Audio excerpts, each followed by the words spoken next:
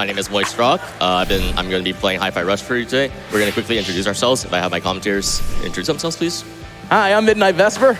I'm demonicrobots. My name is Dr. No. All right, and just for a quick explanation, for at least for the settings. All right, we have streamer mode on. There are DMCA songs, but streamer mode just changes songs, so we don't have to worry about copyright. And for settings, we're going to set FPS to 50. We'll explain that later. That's all we need to talk about. So let's go into a new game file right here. There are 4 difficulties. We're going to switch it to new game right here. All right, countdown in 5, 4, 3, 2, 1, start.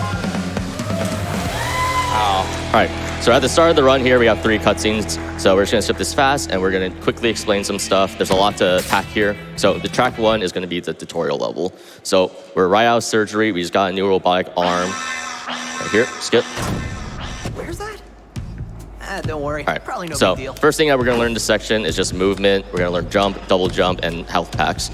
So first thing to explain is cutscenes. So as you saw earlier, you have to hold the B button in order to skip the cutscene. The cutscenes do not skip at any time. They have certain cycles. So we're aiming for the fast cycle. Otherwise, if you are late on your button press, then you're gonna have to wait for the second cycle for the cutscene, and then you end up losing around 1 to 3 seconds each time. And the way you know when to press your B button is because the time signature in this game is 4-4. Really simple. The cutscenes will always start on the first beat of every measure. 2, 3, 4, there. That was slow, so I was a little slow there. We're gonna go to our first fight.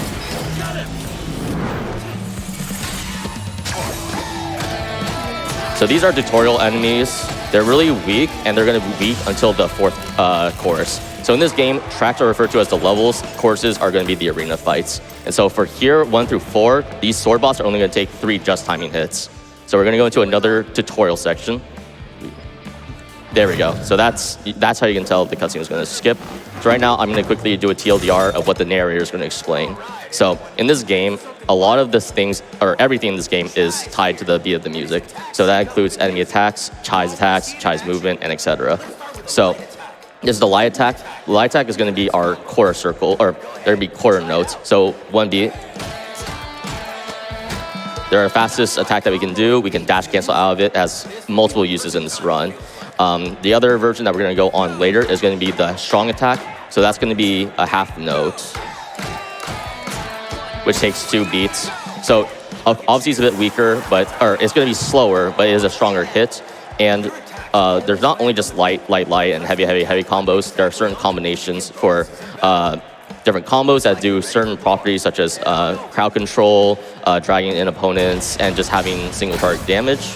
So now this is gonna be the strong tutorial, but I already explained that. So during this time, I'm gonna explain a skip for the second arena. So we're gonna aim for a 14-second arena fight because we are going to try and go over the wall as soon as the invisible gate disappears. So it's gonna be a few jumps, a few attacks to lift ourselves up, and then we're gonna dash forward. So just a bit of fluff here. Yeah, so while Moist is going to be doing this little tutorial section, I'll explain a little bit of the story. We're playing as a character named Chai, a wannabe rock star who needs a little bit of money, so he volunteers for Project Armstrong, which is taking place at the Vandalay campus, which is this like volcanic island city where Vandalay Technologies is hosted. And essentially, during surgery, something went wrong. He got his MP3 player stuck into his chest, which is why everything syncs to the beat in the music, and he also got that new prosthetic arm. He is considered a defect, so because of that, the robots are trying to, get rid of the defects, which is why they're attacking us, and this is where the story kicks off. That's unfortunate. The dash was a little too early. Yeah. So we will skip this part right here, that's fine.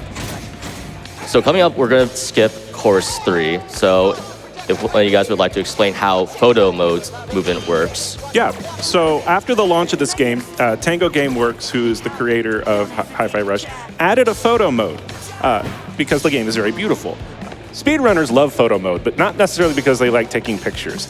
We found that in Hi-Fi Rush, if you're able to load the photo mode just right, you can actually dash while in photo mode. It won't show on screen, but you'll be able to move and you can leave photo mode having done all the movement. So what MoistRock is about to do here is do a whole bunch of dashes in a row, not look like he's going anywhere, but when they pull out of photo mode, you're gonna see exactly what happens when you add a photo mode to a game. Nice. There we go. Yeah. Yeah. So essentially, he has to like do all of that movement completely blind, and it's not very obvious through here. In this game, we get a dash, which is how we like do our main movement. Typically, you're only supposed to dash and then stop, and then dash and then stop. However, if you hit it and adjust timing right on beat, you get a string of 4. So you can basically continuously dash as long as you're hitting it on point. So he's not mashing the button; he's timing it every single dash that he does to the rhythm of the game. Everything in this game is to the beat. Yep. Your movement, your attacks, your parries, as we'll learn later, your cutscene skips, your dialogue, your environment, everything on this game is to the beat. So we have frame-specific tricks. We also have beat-specific tricks that are coming up. So it's another layer to this. And right now, we're introduced to 808. 808 is our cat companion and in our in-game metronome. So you can see it's floating around Chai's head, and so you can see it's pulsing, so that's in the beat with the music, so that helps you keep in track if you can't really hear it that well. And then we're also learning how to do beat hits. So these are just combo enders. So as you can see, as long as you do a full combo, you get the little timing there, and you get additional damage and enders for combos. And these enders are always going to be different depending on which ones we do. So for course 4 specifically, we're going to do a specific set of attacks that will hopefully destroy all the bots fast. One thing that's nice about Hi-Fi Rush is that the difficulty curve is very, very pronounced. So these first choruses, from an enemy difficulty and diversity angle, you're not going to get a lot of different types of robots here. So for these early choruses, the goal isn't to just defeat them quickly, it's to do it in a way that just wipes the floor as fast as possible, because these enemies are not going to take a lot of time. Yep. Thankfully, all the fights in this game, their spawns are static, so we can get some really good strategies to try and get as much like damage as we can on as many people. And that's kind of like where a lot of the like optimization for a lot of the run goes into play, because there's a lot of combat in this game. There is a lot. And we're gonna be skipping a lot of it as well. So you think there's a lot That's true. now, just think what it's like to do casual. Yep, nice. That was a good fight. Yep, very good. So something important to note also is that the positions of where the enemy spawns are always going to be consistent. However, the enemies themselves, their AI is not. So enemies do have certain tendencies, but you can never predict what's going to happen. So you have to be able to adjust on the fly, use the right combos, or just have to dodge certain attacks. So right now we have a bit of platforming right here. So normally you have to run across. You can do a dash or jump dash and then jump onto that pipe to skip it. We're going to double jump here, do some attacks to stall. Oh, well, it's all on That's okay. Hi-Fi Rush has a very gracious checkpointing system. Yeah, so which is going to see right here. So he gets close enough to that wall, and it will actually hit the checkpoint that's over on the other side, and skips us having to go around by just teleporting us there. And right now we're going to be coming up to our first 2D platforming section, which will also give us time to explain CJS, which is Coyote Jump Storage. Okay, I missed it there. No. there it is. Nice. No, it's not there. Oh. But, It's more like a city. there we go. So if you saw that bunny hop there, that means I performed this CGS. So what that means is Coyote Jumps is a term used. So when Chai exits a ledge, you're still a few frames where Chai is considered grounded, and so he essentially gets 2 jumps still if you time it correctly. So when you leave a ledge, and if you press jump and then dash at the same time, then Chai will actually maintain that grounded state. And then as long as you don't press jump, you can do an air move such as a dash heavy, and then you get 3 jumps. So you can gain insane height, and that will be very useful and prevalent throughout the run. Yeah. If you think about it, this game is like very much inspired like by like, you know, early like 2000s cartoons and stuff like that, and a lot of the older style ones. And, like, it makes sense Saturday because morning. the term coyote jumping comes from Wile E. Coyote and running off the ledge and then looking down and falling afterwards, so it fits. Yeah, so right now we are continuing to go through the level. We've also met a character that we're going to learn later on named Peppermint through 808, who's kind of like controlling our companion.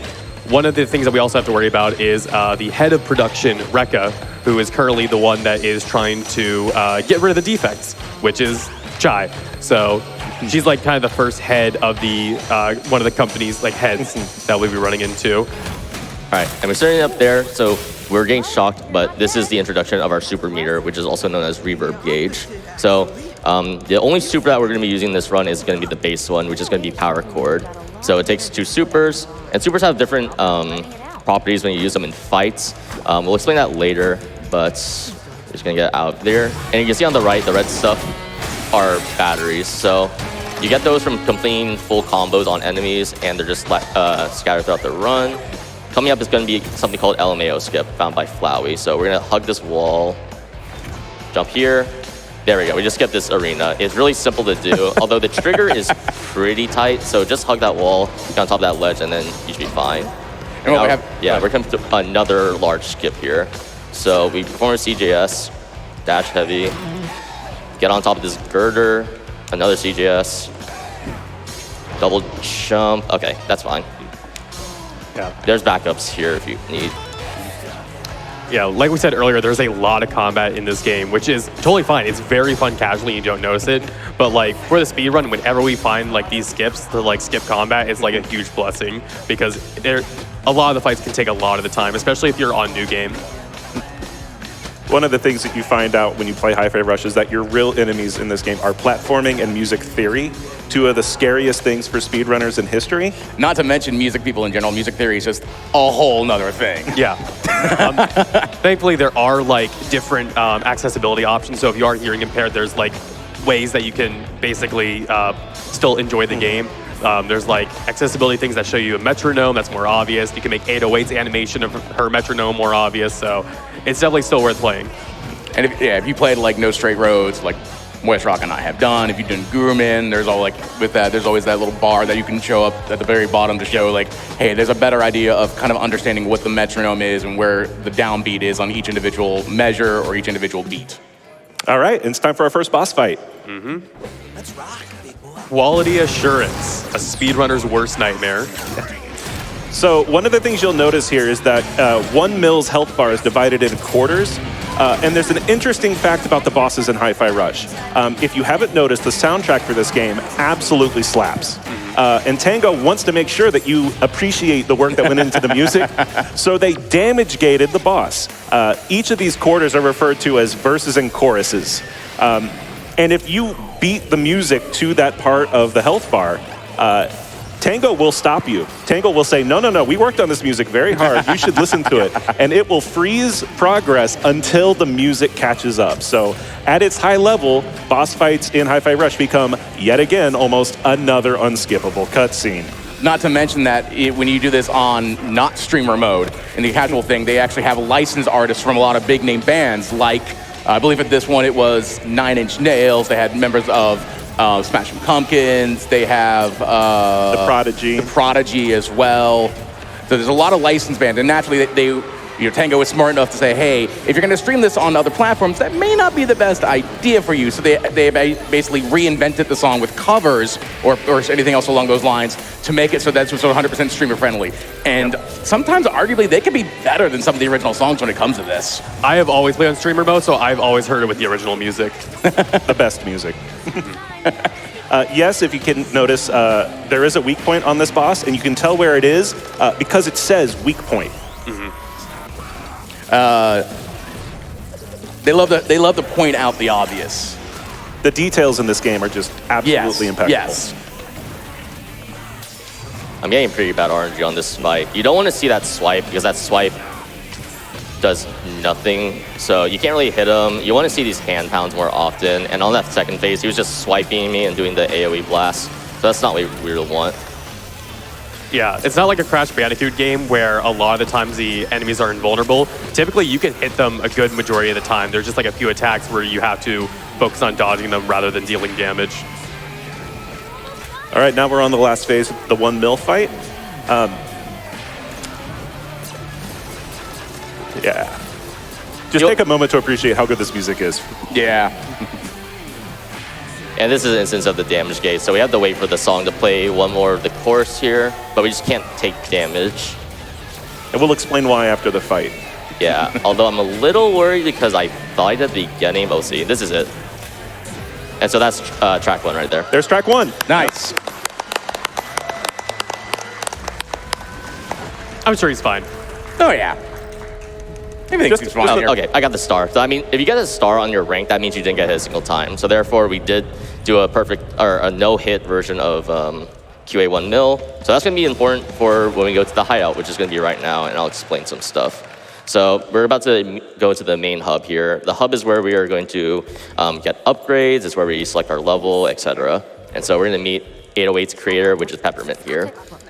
But before we talk to Peppermint, we need to go to the Wall of Fame, which is behind us.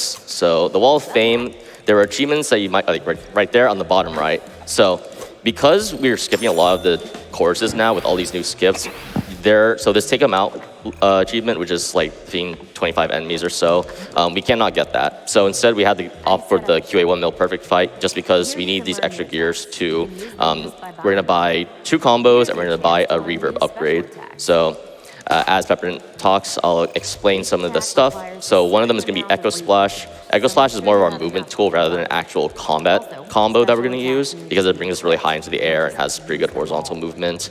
We're gonna get Stomp Box later also because Stomp Box is by far the most overpowered combo in the game. It has really good AoE. It's a little slow at startup, but it does a lot of damage and it one-shots all of the weaker enemies. And then lastly, for the reverb upgrade. So we have 2 right now, so each upgrade will only give you 1 bar. So obviously we only have 3, which isn't enough for 2, but it was mentioned earlier, reverb meter does not carry over in between the courses. So having that extra meter in the middle of the fight is good just so that you can potentially prep for a second super. So Echo Slash, Stomp Box, Electric Reverb, okay, we're good. And then we're about to go into the second course, or second track, where we're gonna fight Rekka. Mm-hmm. We didn't say this earlier, but 808 is best cat. Yes. Yes. I'm surprised we don't have a plushie of 808 yet. Tango, if you're watching, and I hope you are. Yes. Yep. Do we have time for a quick donation? Yes. All right, we have a $128 donation from Moradin that says, more GDQ? Of course, let's get that Halo 3 incentive. Also, save Corsica or whatever. So, thank you all for donating to the Catch Drop Corsica bid incentive. We would like to point out, for the record, it is faster to drop Corsica. But in return, we are saving them. Yeah, but you know. you want to save the frames. We're speed running. So the lore here right now is Peppermint is trying to research something into the Vandalay Technologies projects called Spectra. And she is sending Chai to go to Rekka's office and try to find like a password security key that she has. And so we need to go get that because we need to get one from every single head of Vandalay except for Corsica. We have to figure out her password. She keeps it in her head. So basically we're gonna have to that's kind of the main story of the game is we're trying to get all this. Nice, yeah. All right, so what you just saw there is called deloading. So you, at the very beginning, I have to go out of bounds to skip the first course of the track. And so once you're out of bounds, there are instances where if you aim your camera down and then if you reach a certain height, you will deload the entire map. And so that way we're able to get past that wall and then we can stall with a few light attacks and later on the air parry and then we can reload the entire level. So that's what we got there.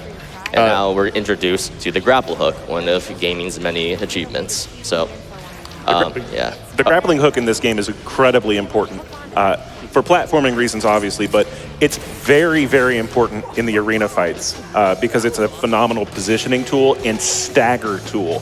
And staggering enemies is going to become incredibly important as the bigger ones start getting introduced. All right, and coming up here, we're going to do another course skip for course 2. So we're about to reach an area that is post-game or New Game Plus content.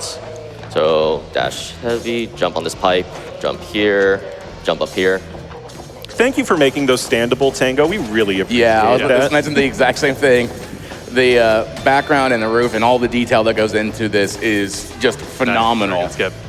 So a lot of the levels are actually meant to be replayed quite a bit. There's a lot of areas that have basically basically you can only use certain abilities on certain things to get past them. And because we don't have those abilities yet, we're supposed to come back later on once we get them. So you can't actually 100% this game in one single playthrough. You will need to go back and do levels over and over again to get everything. And now we've got Big Orange Sword. The enemies in this game, you can kind of think of them by color. Orange are sort of your basic general putties to the game, if you will. You've got small and big versions of them. Later on, you'll meet some blue enemies, some green enemies, some red enemies. It's a really good way to color code how things are coming up so that even though there's a whole lot of stuff going on screen, if you know what colors are standing for what, it really helps you optimize your movement and make what combo decisions are necessary to get through the arenas fast. I want to know how many people in chat understood the putty reference. I hope enough. I hope really a lot enough. of people understood that. Another thing also is all of the area, like all the phase cutscenes between fights, they're always like randomized. So there's a lot of like really good like little things of like 808 and Chai doing stuff in between battles. Oh, they're so, I love them so much. They're so good. Yes. They're different every time, so try and see how many you guys can spot during the run. All right, so these are upgrade stations. However, you can not interact with anything that requires the B button as long as enemies are not enemies, as long as they are talking or there's dialogue on screen. But we don't really need upgrades in the middle of runs anyway. Most of the gears you need, you'll get from the Wall of Fame. So as long as you're tracking your achievements properly, you'll have enough stuff to buy everything you need in between levels, and you won't need to use those mid-game vending machines. All right, we're gonna land on the left side here because there's a gunner bot. So gunner bots are probably the most annoying enemies to fight in the game just because their AI forces them to run away from Chai because they obviously want to have space. Yeah, that's where the grappling hook comes into play, is when they're running away, you can quickly catch up to them.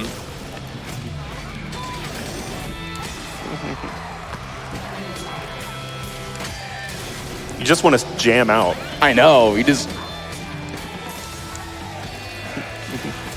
I'm sure there's a lot of, you know, nice emotes of I want some, yeah, you we know, need some jam emotes going. Yeah, yeah. All right.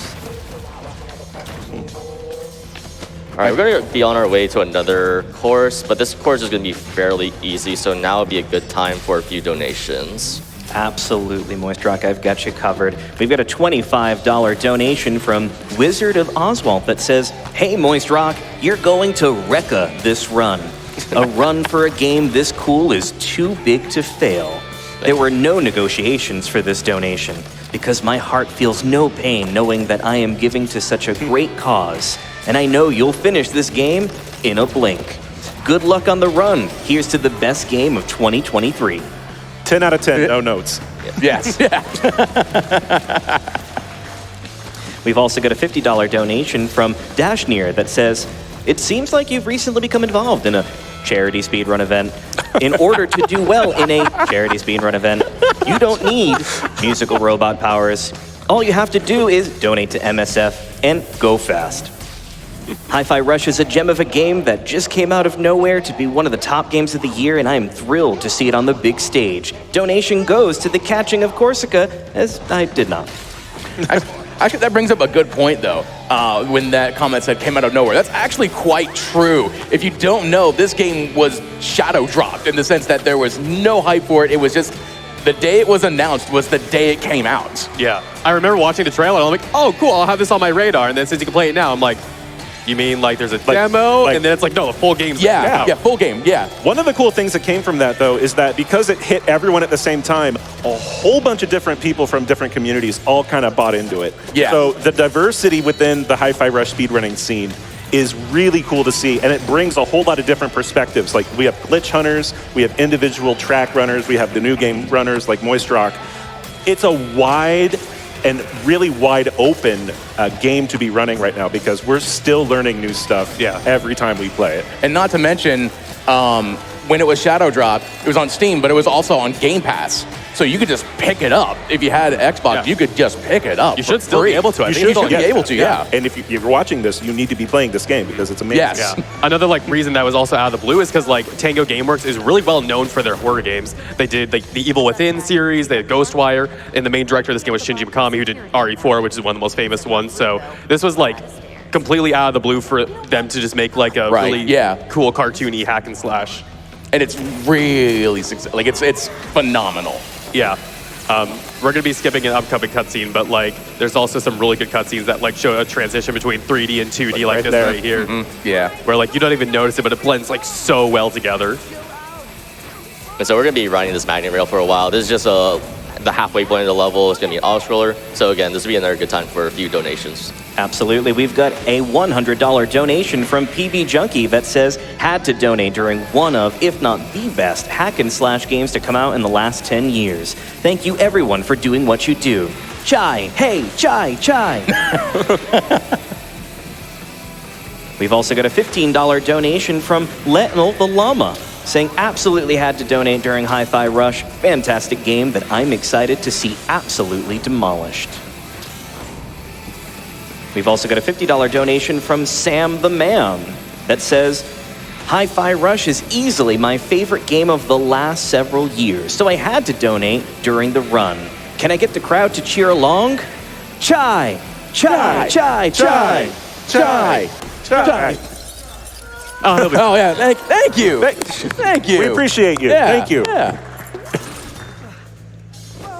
All right, so now that we're done with the auto-scroller, we're going to be introduced to a new mechanic for fights and platforming that are going to be very important.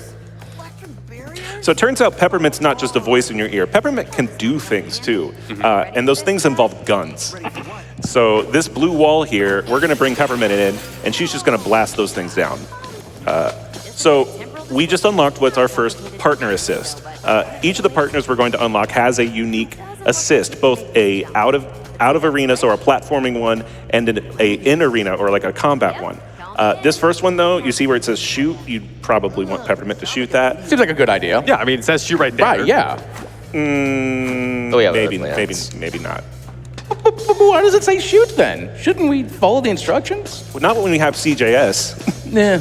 We're also speedrunners, so those are subjective. Yeah. That's just a good example of the power of CJS though.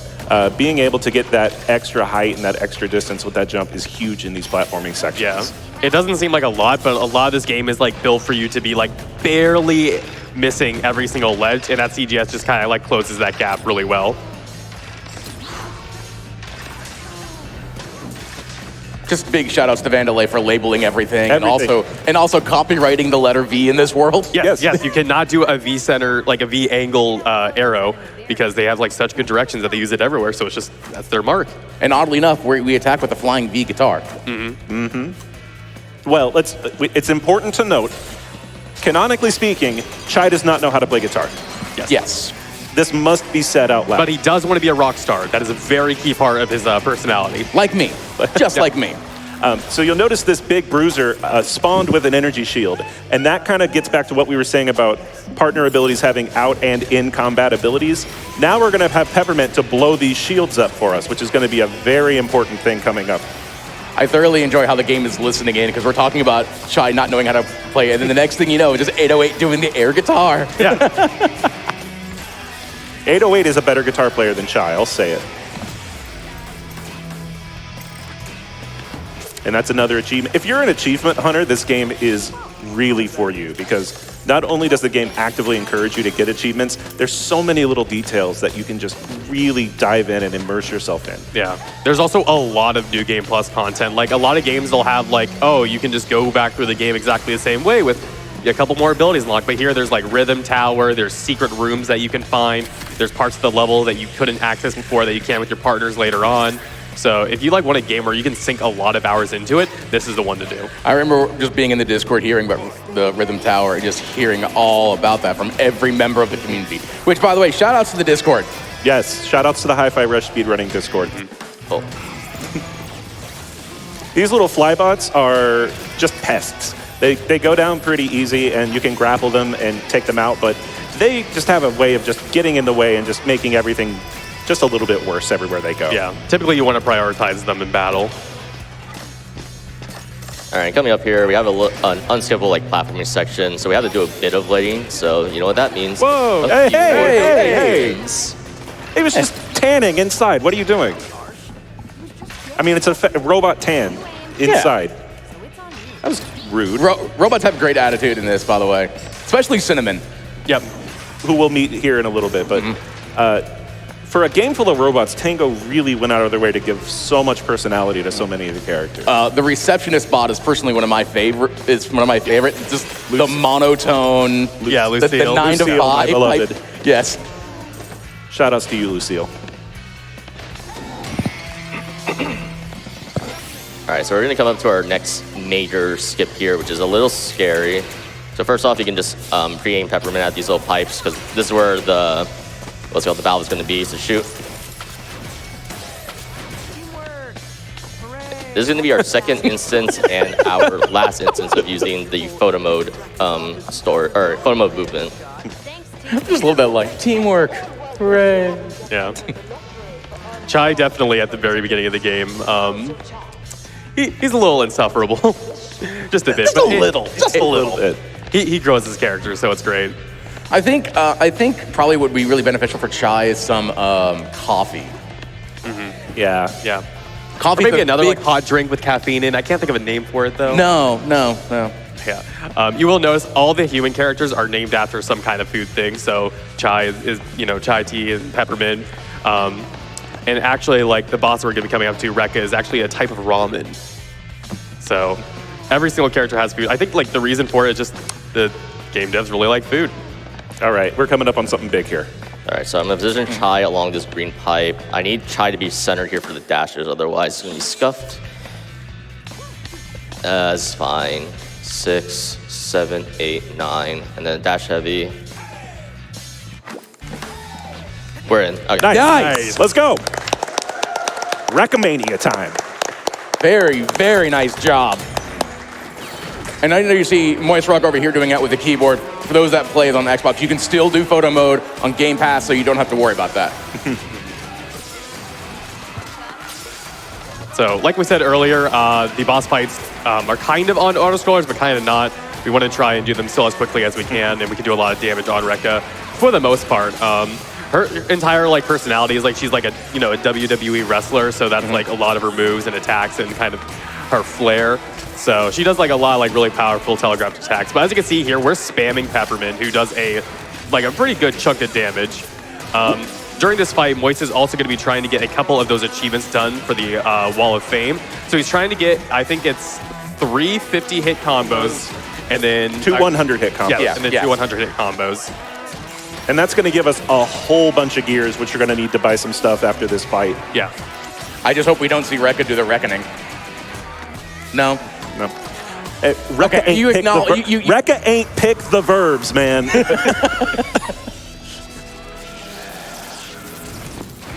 All right, so Rekka now has an electric phase. So we're going to do use the iframes and the power cord there in order to hit her through it, get a bit of damage. And at the very most, we can get 1 50-hit combo. This phase is very consistent. And we can just build enough meter for the next and the last 2 phases, which are all both condensed into 1. I want to give a big shout out to Glass Pyramids, who's the house band for Tango Gameworks, because they crushed it. This song in particular is probably my favorite original song in the entire game. Could you say that they in fact wrecked it? They wrecked, yeah, they did. I can say that. Thank you, Vesper. You're welcome. So now we're going to get a bunch of stuff thrown at us.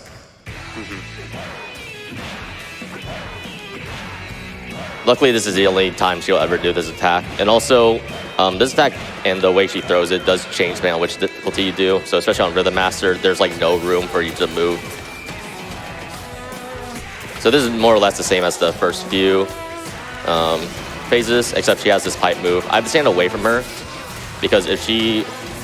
yeah, I got a hit there. She actually has a hit when she pulls the thing, so that can stop your combo counter.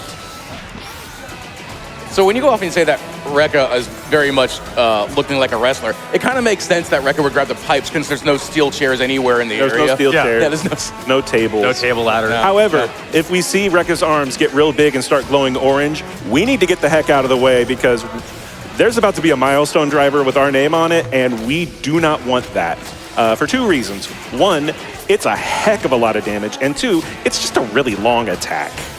Yeah, if you ever played Guilty Gear, it's basically a Potemkin buster.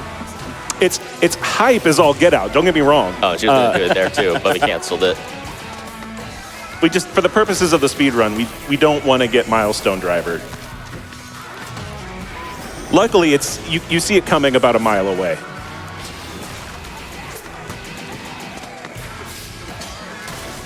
So unfortunately, Rekka will always go into this electric state on the final part. We just need to wait for her to use this shield. This shield takes 2 calls for Peppermint, so it's not that big. And we should be able to defeat Rekka before the threshold, probably.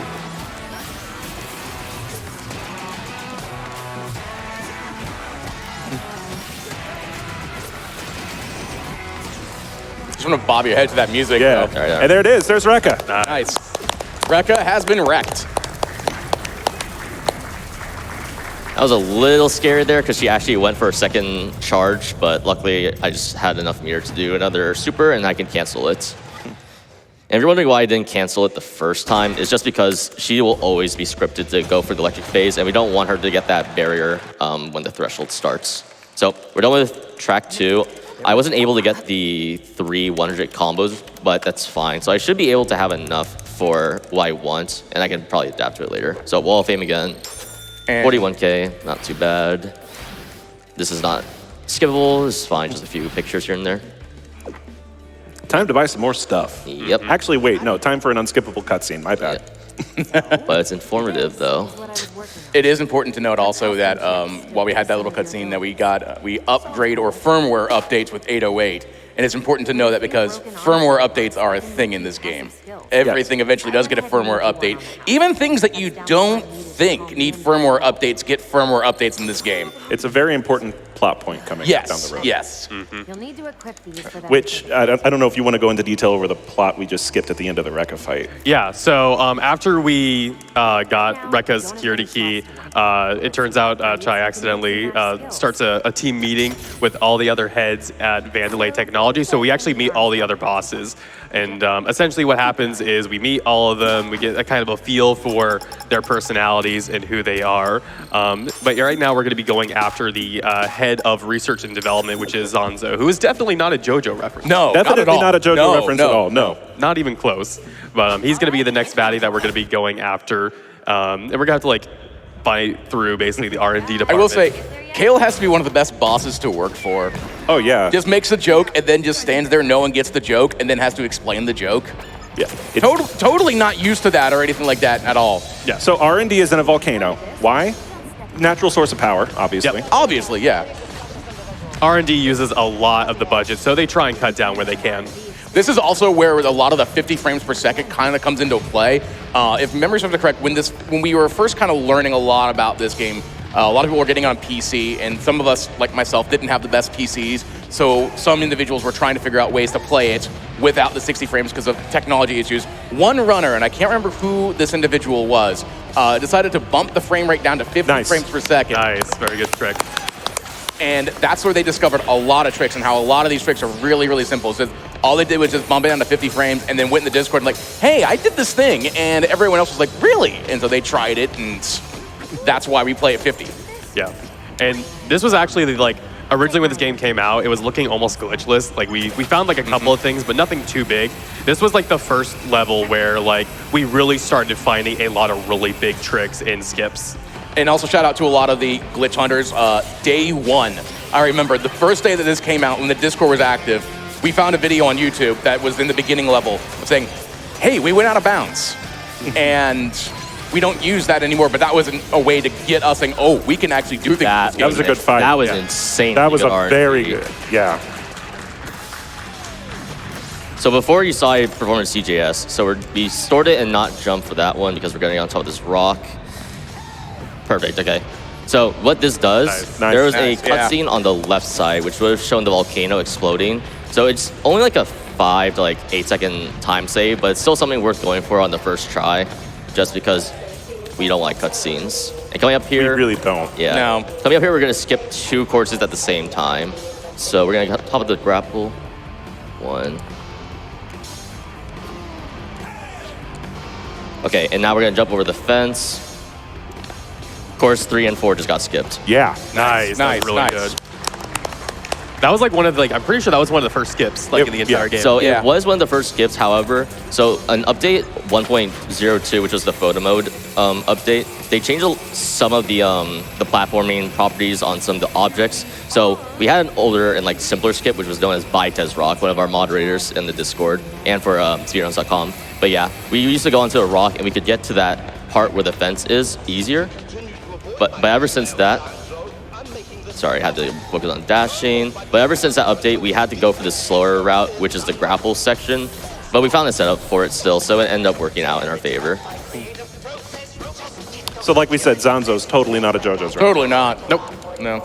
There's Lucille, by the way. The best. The best. Next to Cinnamon. Yeah. Yes. And 808, of course. Oh, yeah, and 808, yes. Well- yes. You're supposed to sneak. You know, I stopped thinking about 808 as a robot. I don't know if that's just me. I kind of felt that as well. Well, that actually kind of makes sense because in the very beginning, you know, Chai does end up grabbing 808, and that does kind of awake a sentient being within 808 as a character. So that's kind of the connect. Also, it gives you that connection, and that's how 808 connects to Chai through the actual metronome. So there's actually a plot version as to why that all happens. This is a very important moment in the game, and I want to give a shout out to Wooly out there because we're about to learn how to parry the world. It's time to unlock the parry. Best ability in the entire game. By far. Is Yes, that's also mandatory for this run. Well, yes. Yeah, so for context for why I said that is because you can actually skip this room with some CGSs. However, if you complete the level without going through this one room in particular, you do not have access to the parry even if you complete this. And that means you will soft lock yourself at track 5 because there's going to be, you see the bots here earlier, but they're going to do these like little rhythm parries. And so we just have to parry a few times, but just kind of Simon Says sort of thing. And that also applies to rhythm parries, which will show up later. We're going to skip test room 2 and 3 and hopefully not mess it up, but it's somewhere along this line. So that's only one, but some of these rhythm parries can go up to, it goes from like 2 to essentially like 10 sets of like parries or attacks. So yeah, it With gets different timings crazy. as well. They're consistent, but they're also slow. Yeah. Yeah. And also, even if you could like get through the game without the parry, you wouldn't want to because it saves a lot of time in battles.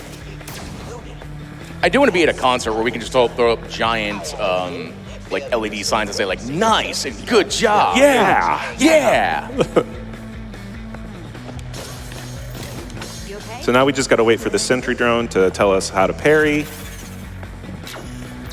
And yes, parrying is on the beat. So if you can see it, you can line it up with the beat, and you can also hear it and line it up with the beat that way. Keep in mind that later on, it's not just always on the downbeat. You get your eighth, your 16th, your dotted eighth, your dotted 16ths. Sounds like a trap. Again, music theory, one of the biggest enemies of Yes, Hi-Fi Rush. yes. As somebody who doesn't play an instrument, I still don't get that, but I just know that. Again, this game is made for people who like don't know music theory, so like it teaches you very well how to like, you know, parry stuff. Okay, we've been joking a lot, but now it's time to get a little serious. Yeah, so this is the most dangerous out of bounds in this run. I can save myself from falling, but you'll understand why I'm really worried here. This is one of the, well, this was the original run killer when this was first discovered by Evergloomy. So we need to go here. All right, so that black square, that's a Spectre door. That's post-game content. We're not gonna activate it. Instead, we're gonna jump on top of it. We're gonna reset our jump using our air heavy. CJS here. 1. Not too high. 1.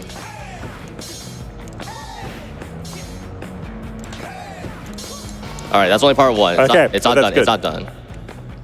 Ooh. All right. Okay, and then one more. Okay, this is the most dangerous part. So we're gonna walk over here, align Chai's head with the mountains in the background. Okay, this is really scary. Okay, it might be. Okay, I'll try this angle. Okay, so we're gonna walk until we see 2 black lines thicken right there. Okay, try. And then we're aiming Chai's left leg with the mountain in the background. Okay, that's fine. I saved it. So, but we're looking for an invisible corner to refresh our jump. You can now see if I fall there, I have to do a double reload, and that'll lose time. As long as I don't mess it up. Okay. Maybe a little.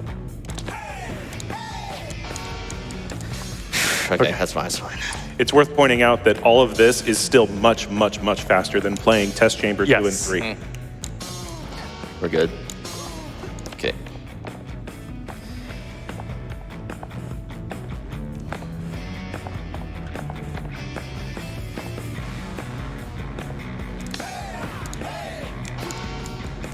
Oh, I can't. I'm not able to get it right now. I was having trouble with this. You got this. Let's go. Yeah. It's very hard because whenever like you lose your air time, you just immediately sink to the ground whenever you're doing platforming.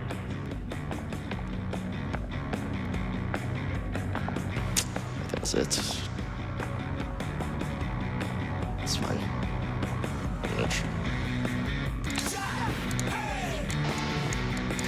I can't get it.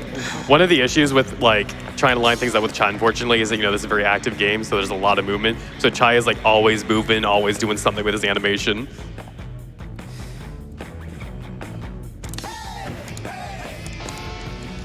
Oh no. Okay. We took way too long time there, so I'm just gonna go for.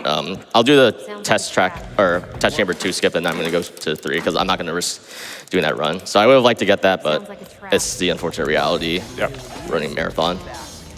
Am I able to get a couple of donations in? Yeah, you can. All right, we've got a $50 donation from I Don't Know that says, Hi-Fi, I'm rushing over to the stream. Very good. For once, I'm not hacking. We've also got a $50 donation from Anichibi that says, very jazzed to see Hi-Fi Rush being run at GDQ. Hope none of these cool tricks cause any trouble for you. This game popped out for me when it first came out, and now it's one of my favorite games. I'm taking notes for when I guitar pick this up as my first speed game. Here's $50 to drop Corsica, and let's keep Thank on you. rocking out for Doctors Thank Without you. Borders. I Great choice. love the music puns. Keep the music puns coming, but Well, it's important save to know Corsica. that in the game, the characters all hate puns. It's Except Chai. except Chai loves puns. Yeah. So more puns. We've got a whole bunch of puns if you're looking for them. We've got here, really quickly, an update on the Hi-Fi Rush save or drop Corsica bid war. The catcher is at $1,031, and Let Her Fall is at $425. Oh, come on. We need to fix that. Let Her Fall, fam, please get out there, donate. I'm gonna make a call here. We need an $8.08 donation train Yeah. in honor of the best cat, 808. Yes, I agree so with if that. you're out here, we need an 808 donation train here. Let's drop Corsica. Let's do it. Come on. See, I was on board with the 808 until that last bit. Save. 808 donation you're train. outvoted, I'm calling I think. for it. Let's go. You got this, Twitch chat. And then meanwhile, Moist is just absolutely crushing every single Just fight while we're beasting. talking about Yeah, I this. know, right? The thing about Hi-Fi Rush is that the combat is really fun, but from a speedrunning perspective, you start learning very quickly where everything is and where everything spawns. So the hard part of the Hi-Fi Rush speedrun is by far the platforming. Yeah. Yes. There's yes. like just such a high skill ceiling with this game because there's always like little optimizations, and you essentially every single thing that you do has to be like be perfect in order to be optimal. So fighting, movement, enemy manipulation, things like that. It can get like really overwhelming. It takes a lot of practice to get good. All right, so after this set of parries, so you can see kind of why we wanted to. Oh, whoops. Hold on. You can see why we wanted to avoid this room, because now we're forced to do this rhythm parry tutorial. So I guess in a sense it does at least showcase what we want to avoid, but this one is unavoidable. So this is the brutal one. So this is your first rhythm parry enemy that's also quite dangerous like on a casual playthrough. But at least on easy mode, he has only one stagger bar. So we're just gonna immediately just do our super called Peppermint, just keep whacking at him. Peppermint here helps a lot because with these super tough enemies, There we go. you need to stagger them in order to really make progress on taking them out. So this is the tutorial that we wanted to skip. Unfortunately, I just couldn't get the skip going today, but it just happens. So this is the rhythm parry attacks. So whenever you see the enemy glowing orange like that,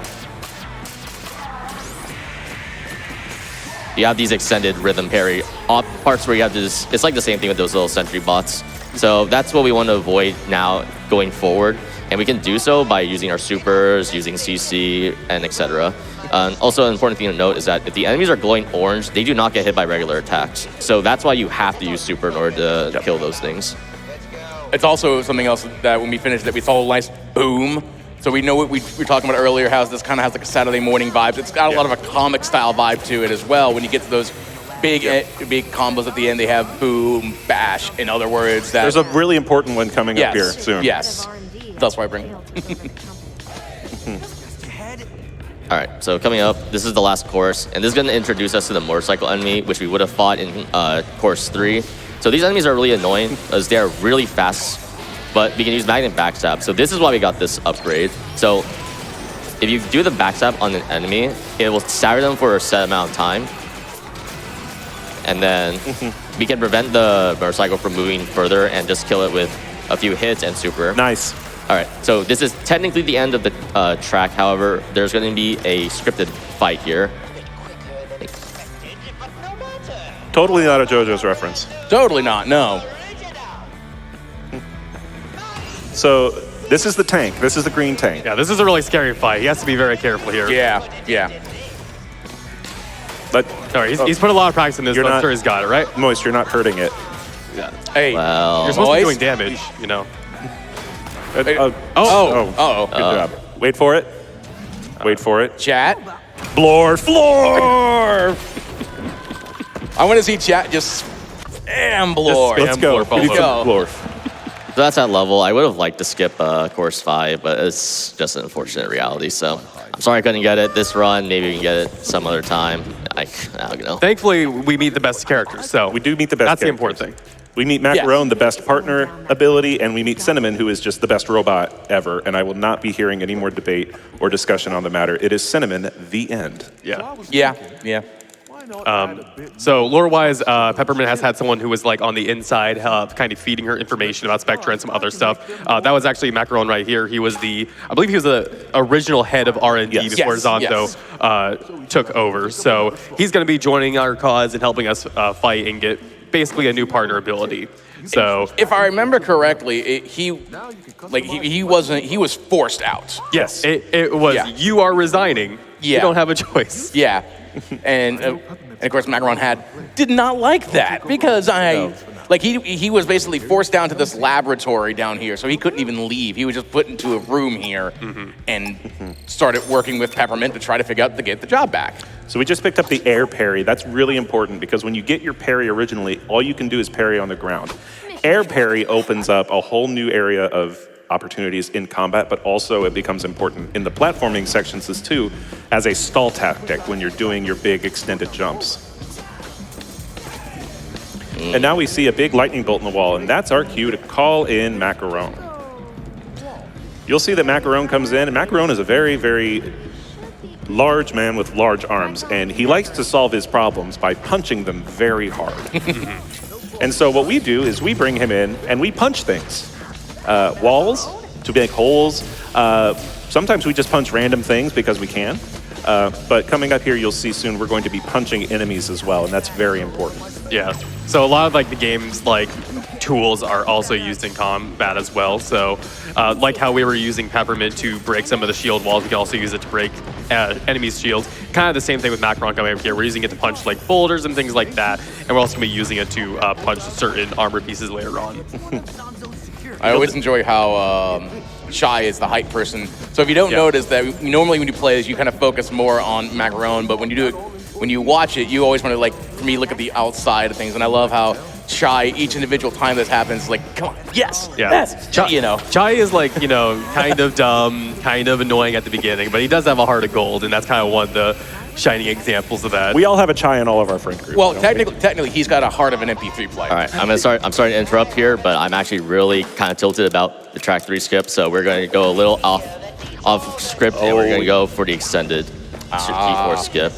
So what I'm going to do here, so this is going to look really stupid and really boring, but basically, as long as you press jump and air parry at the same time, Chai will always gain a little bit of momentum forward. My commentators saw this a little bit, but we've been doing the track 4 originally, but I'm really determined to make up that lost time from missing track 3. So what you see me doing right now, I'm just going to keep air parrying, and I'm going to keep moving forward, and I'm going to reach this part, which is originally in track 3.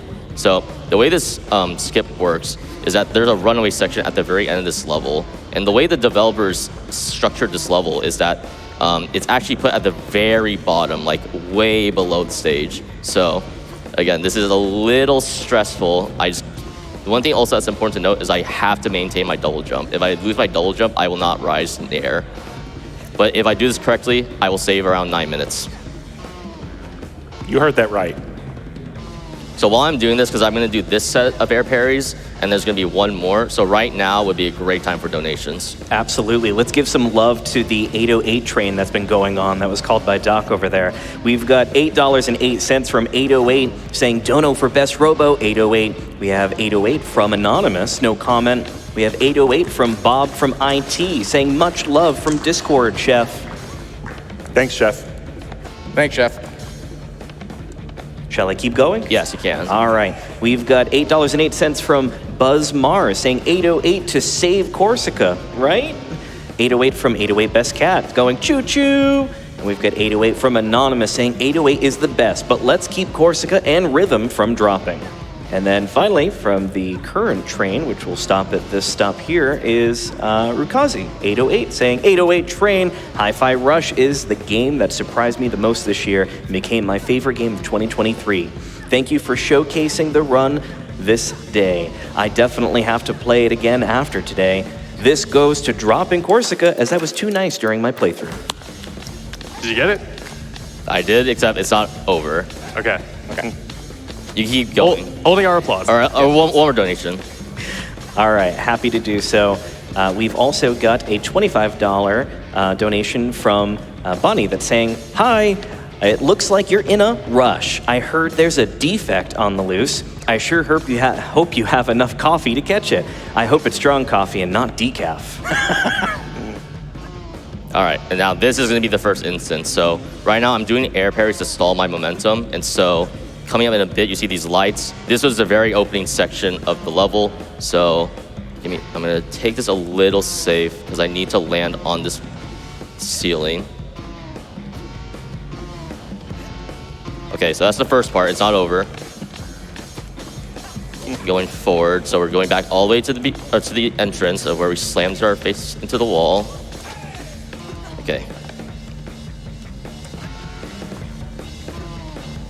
So again, we're just holding forward, just gonna keep air parrying to stall a little bit, and in a little bit more time.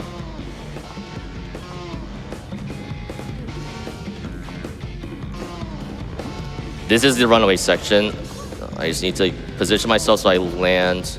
If I land on the pillar, then I should be fine. I'm gonna take this safe. We're good, okay. So this part's fine. So now we're gonna run on this rail, go over here, do a CGS, missed it.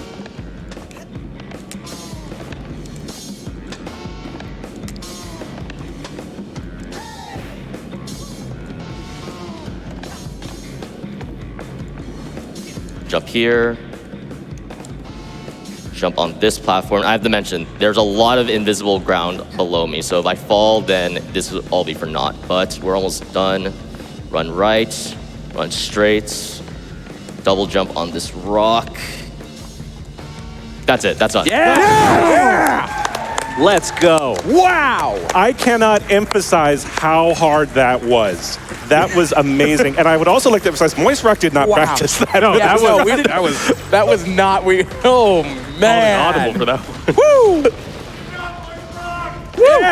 Yeah, we need Give it up more once applause again. for that. I gotta make up that lost time somehow, and I'm just glad I can just do it on this fly. So right now, there's gonna be a really weird kind of glitch that happens because we're in the intro music. So now it's playing the wrong track, and then you'll hear in just a bit, the music just turns off. Yeah, also, that just completely skipped so much that was going on. We don't get to fight accounting anymore. We don't get to fight accounting. All that budget that was going to get wasted on the alternate reality things, now Zonzo can donate it to GDQ, hopefully. So what you're telling me is that the metaverse got canceled. Yeah. Okay, good. Exactly. So what I'm hearing is that the budget that was going to go for the AR stuff that was normally in here needs to go We can over keep it here. coming. Yes. Yeah. So Zonzo, Chat? we're going to need in that. the form of those 808 donation train. Yes. Yeah. Specifically to drop Corsica. Yeah. Fantastic job. Yes, Fantastic job. MoistRock, That it was- cannot be emphasized. That was Yes. well done. Yes. So there's a bunch of there's supposed to be a huge outro going on. Basically in the story, we defeat Zonzo by destroying his entire budget. He gets fired, and we run into Kale and Corsica. They attack us with the rest of the group, and Chai heroically says, I'm going to lead them away from you guys so everyone else can escape. So right now we are trying to get away from Corsica, who's the head of security, and Kale, who's the head of Vanderlei. So right now there's just a little bit more of the magnet thing. So this will be the last set. It's a little long, and of course it's just an auto scroller. So, There we go. Okay. Well, being read off a few more donations, that'd be great. Hey, all aboard back onto the 808 train, everybody. We've got an $8.08 donation from CNMN that says, Mr. MoistRock is a very talented and cool speedrunner. I shall donate to save Lady Corsica. Mr. Chai is quite slow, so he will drop her otherwise. And there we go. this is sub 8-minute track. That's huge. That is a phenomenal. 10-minute save. Yeah. All right, and I think I'm gonna do this for safety because I feel like I do not have, I only have 6K. Okay, that's gonna be a little rough. All right, that's really fine. So the main set of upgrades we're gonna go are for partner upgrades. So attacks, so I want kick shot, gravity well, love tap, double base. Okay, We're good. and I think that should be our last set of upgrades for the rest of the run. Also, as you can see, we got out of that last stage pretty okay. You know, he was back at the hideout. Yeah, There was- Nothing bad happened, nothing right? bad, of course. yeah, he's just chilling. Yeah. Wait. Wait. I guess not chilling with the group. Also, we are introduced basically to Corsica in the run here. And Corsica's awesome. Yeah. Corsica's the head of security of Vandalay. Yes. And is very good at her job. Yeah, Very so good. every other head of the company has had their password on like a data disk that we've been collecting. Corsica is different. She doesn't have one. She's a very conscious person. You know, she's head security. So we actually need to find a different way to get her password. But it turns out she captured Chai, and thankfully 808 was able to get us out of there. Because, So- again, best cat. yeah, best cat in the game. Yeah. And, or anywhere really. Yeah. Hey, MoistRock, did you switch your frames for a second back? Yeah, Okay, just making sure. Okay.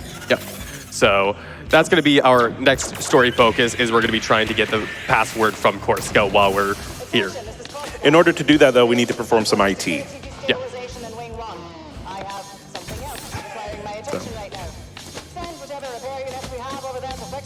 So What would you be? What would Corsica be working on right now? She had other things she had to attend to. Well, it's important to note. By the way, shout out to the security bot, the technician bot, who's just like, hey, you can do my work for me. yeah, You look like a robot. Yeah. You have a robot arm. Chai is going to do a lot of work here too. Basically, the elevators are out, everything's broken, and there's a lot of problems. So, of course, they're going to send in the tech guy Chai to fix it. Yes. Yeah, of course. And how do we fix it? Well, first we have to have this little interlude. All right, so this is the first use of gravity well. So as you can see, if you hold the assist button instead of pressing it with Mac, he will summon a AoE circle that will stun all enemies in it. And so for that purpose, we call Peppermint first because you cannot press, or if you start with Mac first, you can't just press and then switch to Peppermint. Otherwise, we're just be wasting time and potential damage. And this is a Samurai bot. The Samurai bot has the longest rhythm parry in the game, and we're trying to avoid it. So we're gonna call Peppermint. Just triggered the second phase. All right. So now he will parry all attacks. However, if we summon Mac here, Also, I love how the hilts of the swords and the samurai have the V on them. Yeah. and that's it. Really good skip. That's so. a really good, that is actually a pretty decent time save every time we hit that.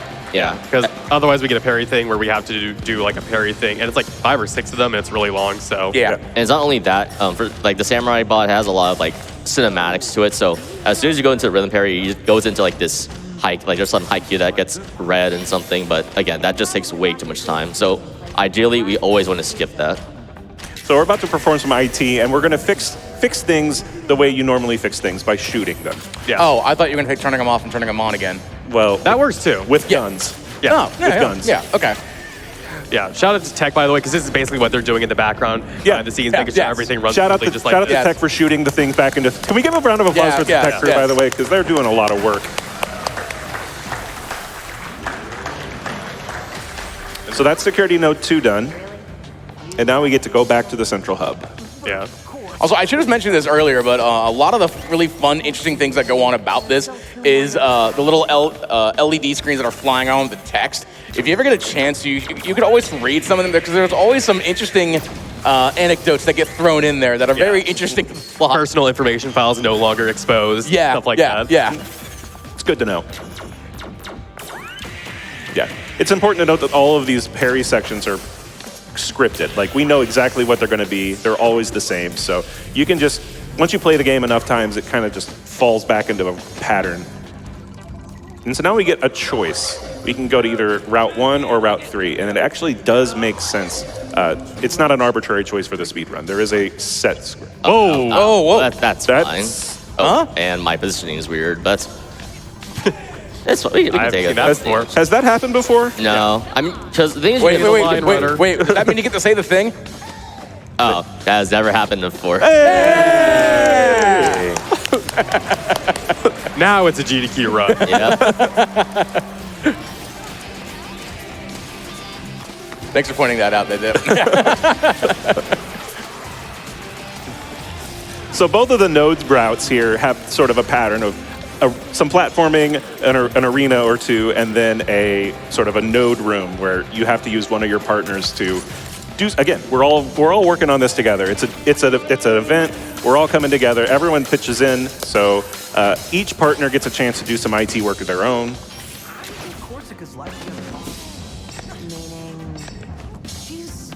So now we're going to head into. Yeah. By the way, shout out to the. Oh, that was rude. Well, Whoa! Hey, robots have feelings too, you know. Yeah. yeah, but they also have batteries I need, so. And I did almost get a full bar. A little bit of a story thing as well. He mentions that Corsica is actually a little bit different from the rest of the bosses. We also learned a little bit more about Spectra. That's the kind of the program we've been figuring out on. It turns out it's actually like mind control.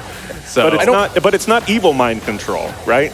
I mean, everything. It's like we're not going to make an army here, are we? No, of course no, not. no. No. I also want to point out when we're getting, because we're at the Corsica section, we're getting close to the Corsica site. If I'm correct, that the Corsica fight is one of those like make it or break it things in the game. Oh yes. Yes, it's a very, very difficult boss So fight. if extended track 4 skip is the platforming run killer, the Corsica fight is by far the run the killer. combat run killer, yeah. For sure. All right, now we're going to go into another course here. We're going to do the same combo here to prevent the summon of the blue shield. Wow, okay. My soundbox did not come out. That happens sometimes. I can't tell you why it happens. Like I said, these flybots do get in the way of just being a bit of a annoyance. And now we get more samurai bots. I don't know if I've seen that one where he throws the guitar and it just bounces off of 808. Oh yeah, that's great. That's one of my favorite ones. This level is like the one where we really start to get a lot of these like fights with a lot of really tough enemies in it. Normally it's been like one tough enemy and a bunch of like trash mobs around it. Now we're starting to get like multiple of them in one arena. All right, we're Nice. good. Nice. Very good Yeah. fight. Boom. Again, even though this is on the easiest difficulty, the combat is still very tough because it doesn't change the timing on it. It'll affect health values, it'll affect some other things, but like he still has to hit everything on beat. And if you're worried that like I don't have rhythm, how could I ever possibly play this game? Everything is actually forced on beat. It's not a matter of we need to hit things on the beat in order to do them, but MoistRock mentioned just timing. Just timed attack have a 1.5 multiplier to their damage. So attacking exactly on the beat actually speeds up combat a lot because you do 50% more damage when you play on beat. And there's so many visual elements to it. There's so much opportunity to see what the beat is that anyone can really pick this game up and either play it or speed run it, depending on what they're looking to get out of it. There's also a lot of also echoes into another rhythm game that MoistRock and I Also, this is a really hard skip that he Yeah, just nailed. I was gonna say No Straight Roads. If you also like this idea, MoistRock and I also do run No Straight Roads. Very, very similar mindset of how this game's run. All right, so coming up here, this room is going to have a total of 3 green swords, but we're going to hopefully build enough meter. And that's a stagger I mentioned earlier. This is why this enemy is super annoying, because Yeah. their hitbox just gets in the way of a lot. All right, I'm just going to Magna backstab this guy. Yeah. You're seeing a lot of magnet backstab now, and it kind of shows just how important the grappling hook is as a combat movement tool. All right, so that part's set. Okay, so I have enough meter. All right, so I'm going to probably use my battery here. So I'm going to Magna backstab the left one first. Super to kill. He didn't die. That's not good. All right. That's fine. Yeah, okay, there we go. I cannot get this guy. Did we mention Worst that we enemies of the hate the game. green swords? Yes. We hate Yes. them. There we go.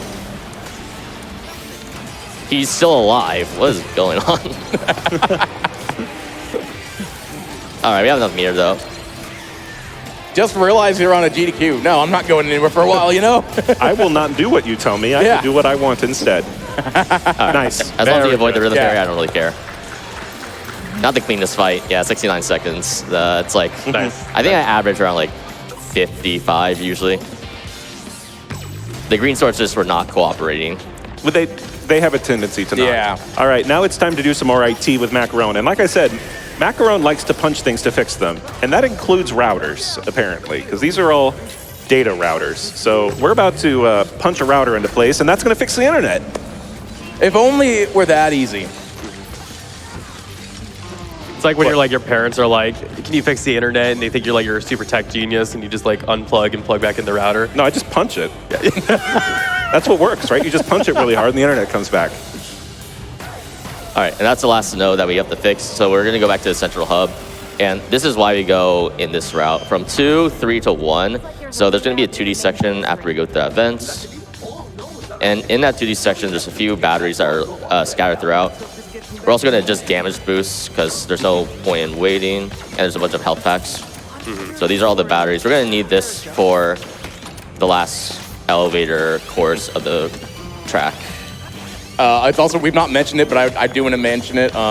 Cinnamon has a Sharpie or a dry erase marker. I think it's a dry erase. I think it's a dry erase, but that's why when you look at Cinnamon, they have all the various expressions on Cinnamon's face. It's just literally, they just grab a dry erase marker and express it on their face. It's really important that we unlock these data nodes, though, because we're about to come to the most important part of any beat-em-up game, the elevator fight. Yeah. Yeah. And this has to be good in a beat 'em up. Yeah, it's the beat-em-up, it's the elevator fight. Oh, I mean, it's a match made in heaven. What more can you want? Timing, but thank you.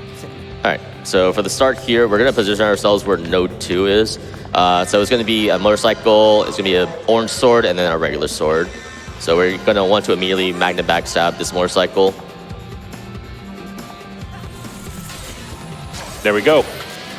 There we go. Nice. Yeah, if you don't get rid of those motorcycles early on, they can cause a lot of problems. All right, now we're gonna go back to node 0, because this is where the green sword is. All right, There you go. there we go. That's what we wanted to That's see much earlier. better. Yeah. And we have enough meter for the next enemy that's gonna be introduced to us. Is gonna be the bird. My least favorite enemy in the game, the bird. I mean, as a fan of RPGs, yeah. I have a pet bird. I love my bird, but in That is gaming, also, no. That's also a false positive. That is not. Yeah, Yeah. So. birds don't go down that easy in this game. Yeah. Oh, I missed my thing. All right. I'm just gonna dodge this. I should have waited. That's. There we go. We need to avoid the rhythm parry. It's not like the same time, but Yeah. I just activated the super way too early. I just thought he would stand still. That's okay. But yeah, that's the end of track 5. That's track 5. Nice. Hey, crowd, you all having fun with this one? Are you having fun? I want to hear if you're having fun with this. Yeah. Oh, yeah, come they on, are. chat. We know you're having more fun. Come on. Yeah. Yep.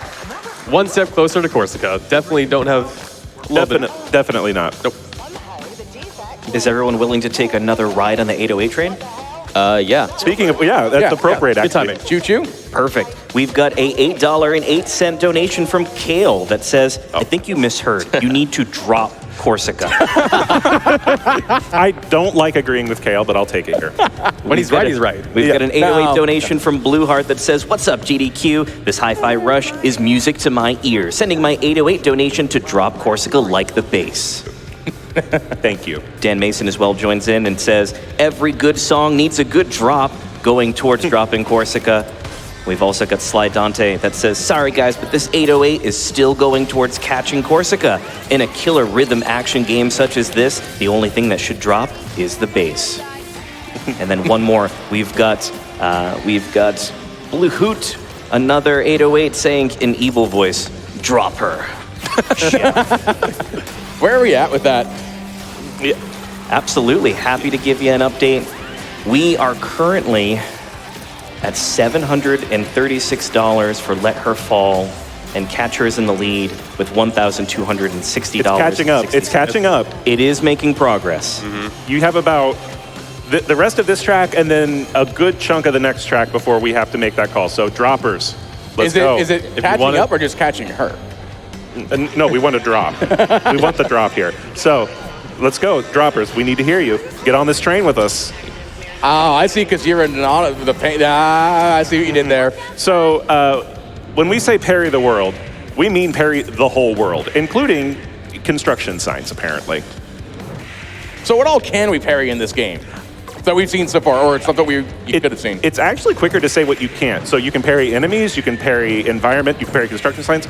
You can parry the volcano. We skipped it, but you can parry the volcano. Yep. It's fairly much you can parry almost. You can parry nothing. We just saw a whole bunch of parrying the air for the track 4 skip. So Pretty much anything that's going to do damage to you outside of like falling into a lava pit or something like that, you can parry. and you should parry, actually. It's not just for swag, although it is a very swag move. It does have a purpose here. Yeah, and you can definitely parry these.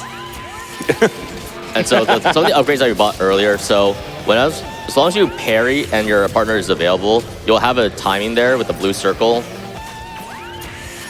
And then your partner will come in for a really short attack.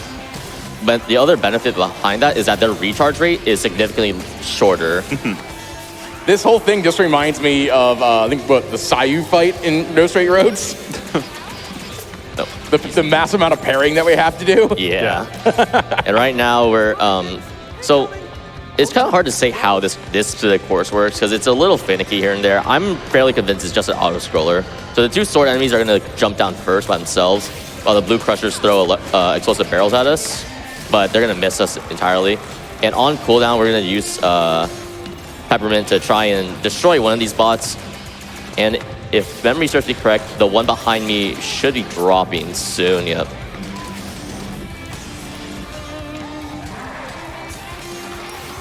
Nice. All right, so I mean, that's it, but okay. And then it's probably gonna like be a little like quiet here, right? Because it's gonna wait. And then the results screen, yep, there we go. There it is. I'm fairly certain that's Nice. just an auto-scroller, so there's nothing like too huge. This whole entire track is an auto-scroller. So this is the halfway point of the run, and it's like a pretty calm part. And speaking of calm, we're gonna be doing more of the parries against the little signboards. So this would be a perfect time for like 2-3 donations. Absolutely, I got you covered. We've got a $50 donation from Polarity Bear that says, Hi-Fi Rush was probably one of my favorite games that came out last year. It was an absolute steal for $30, so I'm happy to try to make up the difference for what it's worth.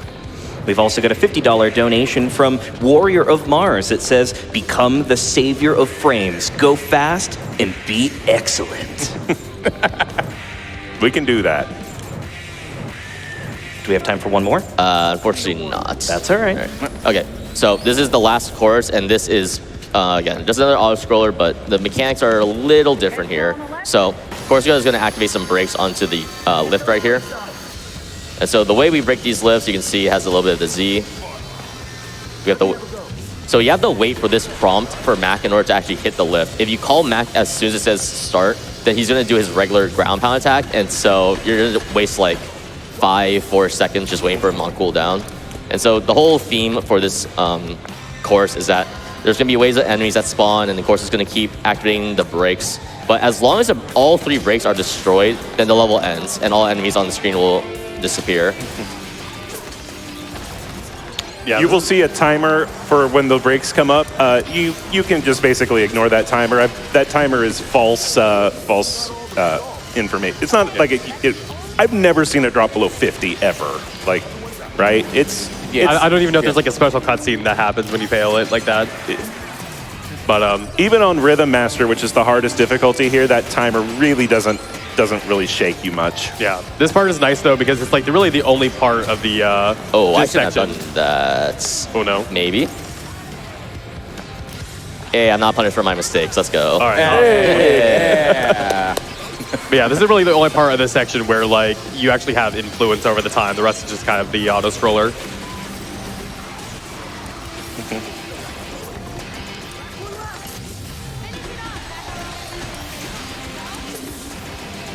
All right, one last call of macaroon, and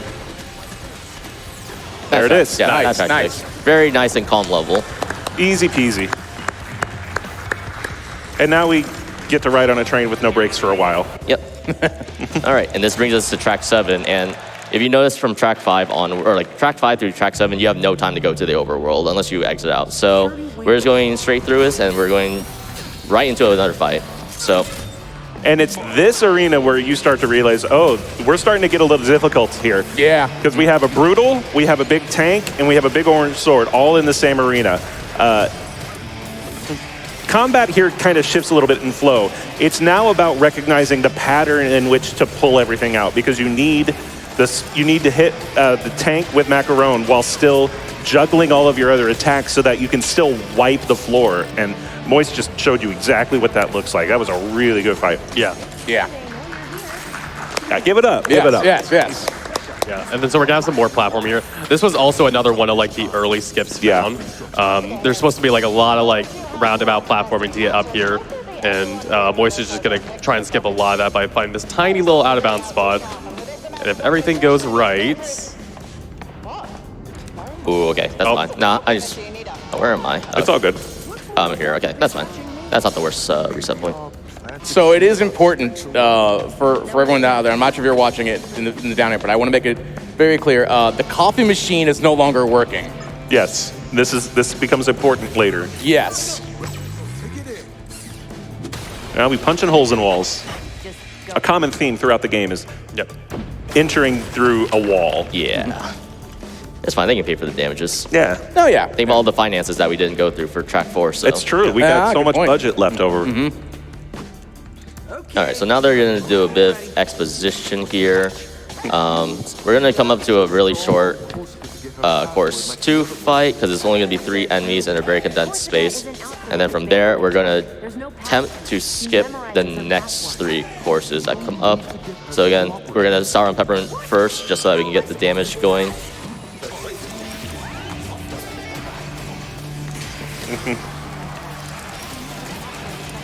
Nice. Like that. Like that's just a really fast 6-second fight. Shoot. And this level is called the climb, and you're about to see why. Oh, there's an elevator right there. Can we just use that to get up there? That seems like a, Oh. oh no. That's fine. It's just a little trip. Well, I mean, We have a grappling hook. Yeah, that's true. Yeah. yeah. It could be way worse. It could Yeah. be way worse. We could be taking the stairs. All right, so there's a course here. We're gonna CJS and Echo Slash here. Oh, the angle's weird. I might not hit it. Oh, wow, I did, okay. And then we're gonna do another CJS, and then we're gonna dash heavy. And then we're gonna trigger the 2D section. Oh, no, that sucks. Nah, let's play the fight. I was too low there. I was too low when I did the dash heavy. Yeah, those like skips are very, very precise. It's worth reminding everyone, if in case you've forgotten, we kind of like talked about how important CJS was in the first track. You have about a 4 to 7 frame window to hit a dash and a jump on the exact same frame. Yeah. So every CJS you've seen has been an extremely tight trick. Yeah. And it just becomes so, it looks so easy when MoistRock does it, but learning how to store your coyote jump is one of the biggest things to unlock when you start doing speedruns of Hi-Fi Rush. Luckily, that's not the worst course to not skip, and it's not really worth doing the double load. So we have a little bit of a 2D platforming section, and then it's going to, soon after these sets of jumps, it's going to bring us to another arena that I will try and do double reloads if I don't get it, because it's going to have a samurai in it. Yeah. And unfortunately, in that samurai fight, there's going to be a samurai and then 2 gunners, but we do not build enough meter to build up super. So that's why we need to skip this fight, ideally. But it's not the hardest one. Yeah, and then Moist is mentioning double loads right there. Basically what that is just turning off streamer mode and turning it back on. And what that does is it forces the autosave to go through and reload. That way we don't have to quit to menu to in order to do reload. Yeah. Also, Corsica turned off all elevators now. Yeah, Reminded everyone to use the stairs. It is healthy. healthy alternative. Don't look him in the eye, don't look him in the eye, and Yeah. you're good. All right, so it's gonna be this. It's gonna be a bit of platforming, and there we can, after that platforming, is going to be the most dangerous and volatile skip in this track, because if I miss it, it doesn't matter if I do a double reload, because the door that will I need to proceed forward is going to be locked until I fight them. So it's a one-try skip. If I get it, great. If I don't, I'm forced to fight 5 free enemies. So this is just an extended 2D section right here. So we have some time for more donations. That'd be great. Yes, we absolutely do. We've got a $80.80 donation from Parks, taking the 808 to a different level, saying, Corsica would want you to save a few seconds on this run. Let her fall. That's true. That's true. Another $80.80 from Gordon Fearman, saying, I hear dropping Corsica is faster, and we want to go fast, don't we? Yes. Well, but we want to, you know. Then not one have anyone final have any one. damage in the process. We've got one final one on the train for you. Buzz Mars has donated again, going back and forth with Kale. Only this time, they've donated $16.16 and saying, you know, thanks for the clarification, Kale. So here's to make up for my previous choice and add $8.08 to the dropping incentive instead. Thank you. Thank you. All right, and now this is where the skip comes into play. So after these magnets over here, do a CJS. I really hope that I'm gonna play this really safe. I'm gonna turn off the auto targeting camera here. Okay. Okay, that's a good sign. We'll jump over here. I'm gonna parry this, just make sure I'm in the right spot. All right.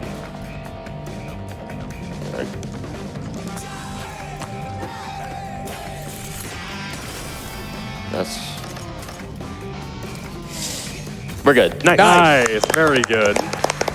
Again, if you don't look them in the eye, they can't see you, and you don't have to fight them. Exactly. Yeah. Make sure to turn the auto target back on if you need it. Let's go. Come on, let's go. let's hear it. Yeah, yes.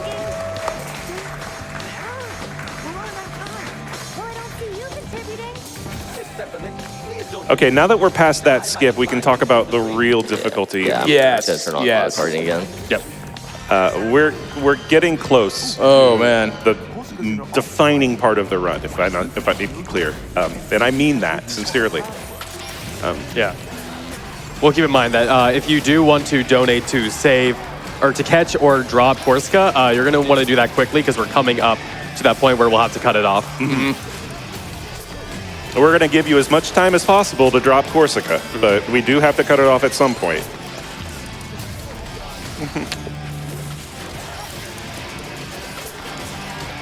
So. This is a really annoying arena because it's really big, and those flybots spawn sort of all over the place. So. It's not just the flybots, it's just the gunners, and they're just running around the entire field. So, like, you can't really predict it. And you have to focus the motorcycle first, just because, again, you don't want him to throw the spear to give everyone the shield. And this is Salamander, or Lizard, whatever you want to call it. But he's not that big of a deal. So, immediately right off the bat, just grapple to him. So, this boss, to me, kind of looks like a Pokemon. So, are we going to eventually throw a Pokeball at it to finish the fight here? Not this one, but there's going to be plenty of opportunities to deal with the lizard fight. And again, that's another rhythm parry that we're getting past. It's a short one, so it's not nearly as big a deal as samurai bots, but every rhythm parry we get past is a good, decent time save. And this run has so long, and we get so many of those types of enemies that every rhythm parry we can get through is a time save. Yeah, so at this point, the run is... We have a lot of skips in the run. I think at this, I would say maybe 50% of the courses are skippable now, especially with the track 4 large skip. But like you would think, like, you know, maybe 10 seconds out of like a 2-hour run isn't that huge, but no, it is. Like every single mistake that happens is like really costly because the margin for error now for the for like a PB or just for having a really like sub 2:30 run is pretty large. And right now the world record stands at 2 hours 10 minutes, and that's even with mistakes. So. If you just enjoy playing the game casually, you'll have fun. But if you're looking for like a really high skill ceiling speed run, Hi-Fi Rush is your game. Like the skill ceiling and the opportunity to do a lot of really small but additive time saves over the course of a long run is a really, really gratifying thing to play in a speed run, I think. And like we were talking about earlier, the Discord, like there's a plethora of communities that have come together for this. So you can always kind of find your connection in the Discord, and it's really good. You know, we all kind of help each other out, and we have any questions or anything like that. There's always someone to say, try this, do this, you know, help me with one-on-ones or anything like that, and make sure that we can, if you feel the need to learn or want to know more about the ins and outs, you got the Discord there for really any type of assistance. And if like this is like too long of a category for you, then there are ILs which could range from like, you know, a few minutes to like a half hour. There's like Rhythm Tower, which is about an hour and just like a lot of combat focus rather than glitches. So there'll be something for you. Yeah. And not all of them are like really, really like tech intensive. There are some that are just play the game as well as you possibly can. Yep. Which, speaking of, I mean, look at this. This is amazing work being done here. I missed it. That's fine.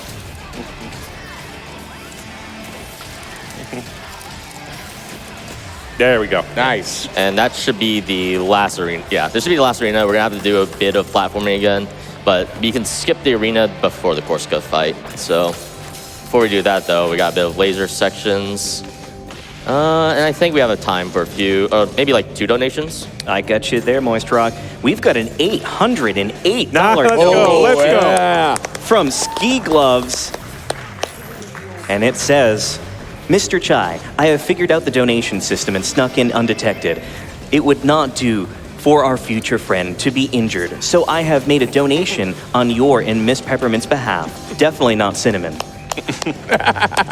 Thank you for that very generous donation. Yes, thank you. That's awesome. Thank you so much. We've also got a $50 donation from Diva that says, hey, GDQ, had to donate for the most fire game of the year and our most speedy boy. Much love from the High Rush speeding community, and rock on. All right, you see the sign. Do not disturb. Knock and you will be transferred. If that doesn't tell you we're coming up on something big, I don't know what does. Yeah, not fired, transferred. Transferred, yes. Transferred where exactly, though? Do I even want to ask? Well, considering this place has a volcano that people actively work in and around. Yeah. Yeah, that's actually a very good point, yeah. Heard you like air ducts. Go get it. Also that right there. So the arena that we're skipping before, like right behind us, that's, I wouldn't say it's like a hard arena, but there's, I believe, 2 blue tanks that spawn. There's gonna be like 2 salamanders. So it's like, there's no reason to fight that. So just do a few CGSs or just one. And then you can just dash along the edge of the eggshell and then you can just run along the scaffolding. So also, this is a big air duct. We don't, this is, I mean, if you work in HVAC and you see this, I'm sorry, but this air duct is 12 feet tall. It appears. Bruce Willis would be all right, jealous. Moist, how you feeling? You good for this? Oh yeah, I'm ready. This is the hardest fight in the game. I will say the incentive is coming up for to cut off. All right, we're good. Good start. Yes. And at this point, this is just all scroll, so I would say get in those last minute donations if you can. Can we get a couple of donations in the meantime? Yeah, for sure. All right, we get a $50 donation from Maroon Marauder that says, donating during my current game of the year, Hi-Fi Rush. Excited to see what kinds of speed tech have already been discovered. Rock on, GDQ. Got a $50 donation from Lightly21 that says, loved playing through Hi-Fi Rush earlier this year, and I'm so excited to see this run. Make sure to catch Corsica later. If someone wants to help us with drop, you got to do it now. We got to do it now. Got a $100 donation from Anonymous that says, such a fantastic game. Really glad to see it being run at SGDQ already. Who's the runner's favorite character, and why is it Corsica? Favorite character, gameplay-wise, Mac. Favorite character is Corsica. Yeah. Corsica's just awesome. Do you have a few more? Yes. All right, we got a $25 donation from Gib Girl that says, Hi-Fi Rush was easily my favorite game of 2022. Glad to see it being destroyed in SGDQ. Save the Corsica, drop the frames. And we get a $50 donation from Kurzmush that says, pet that speaker cat 808. Yeah, that is true. We can actually pet 808. We've also got a $25 donation from The Big Wah that says, so, I have to ask, is 808 soft like a cat or hard like a robot? That's a great question. Wow. Big Law right here with the, I'm pretty sure stopped. That's how, like there has to be like some like synthetic like. I don't know. Okay. MoistRock, where are we for the incentive? All right. One more set here, and then this should be it, right? Yeah. Okay. So, all right. At this point, all right. What is the bid we're at? Right now, Catch Her is majorly in the lead. Okay. Well, $2,262.49 against Let Her Fall at $1,313.48. well, it looks like we're saving Corsica. Thank you for everyone that helped donate. thank you all so We very, really very much. appreciate that. Yes. It's at this point in the game where we start noticing something troubling, which is that Chai is maturing. Yeah, he's really showing that he's. Oh, never mind. Yeah. Yeah. All right. So this is gonna be the last set. It's gonna be, I think, 3 sets of parries.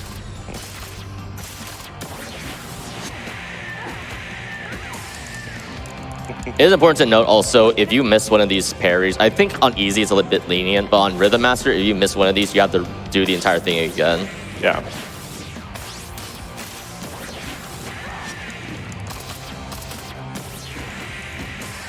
All right. We're making fun of this, but on your first playthrough, this fight is incredibly hyped. Yeah. He really, yeah. It's super fun the first time. You're just like, yes.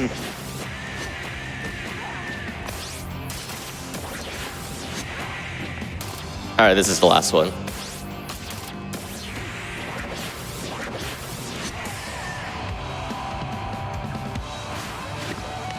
And And there we go. There it is. Yes.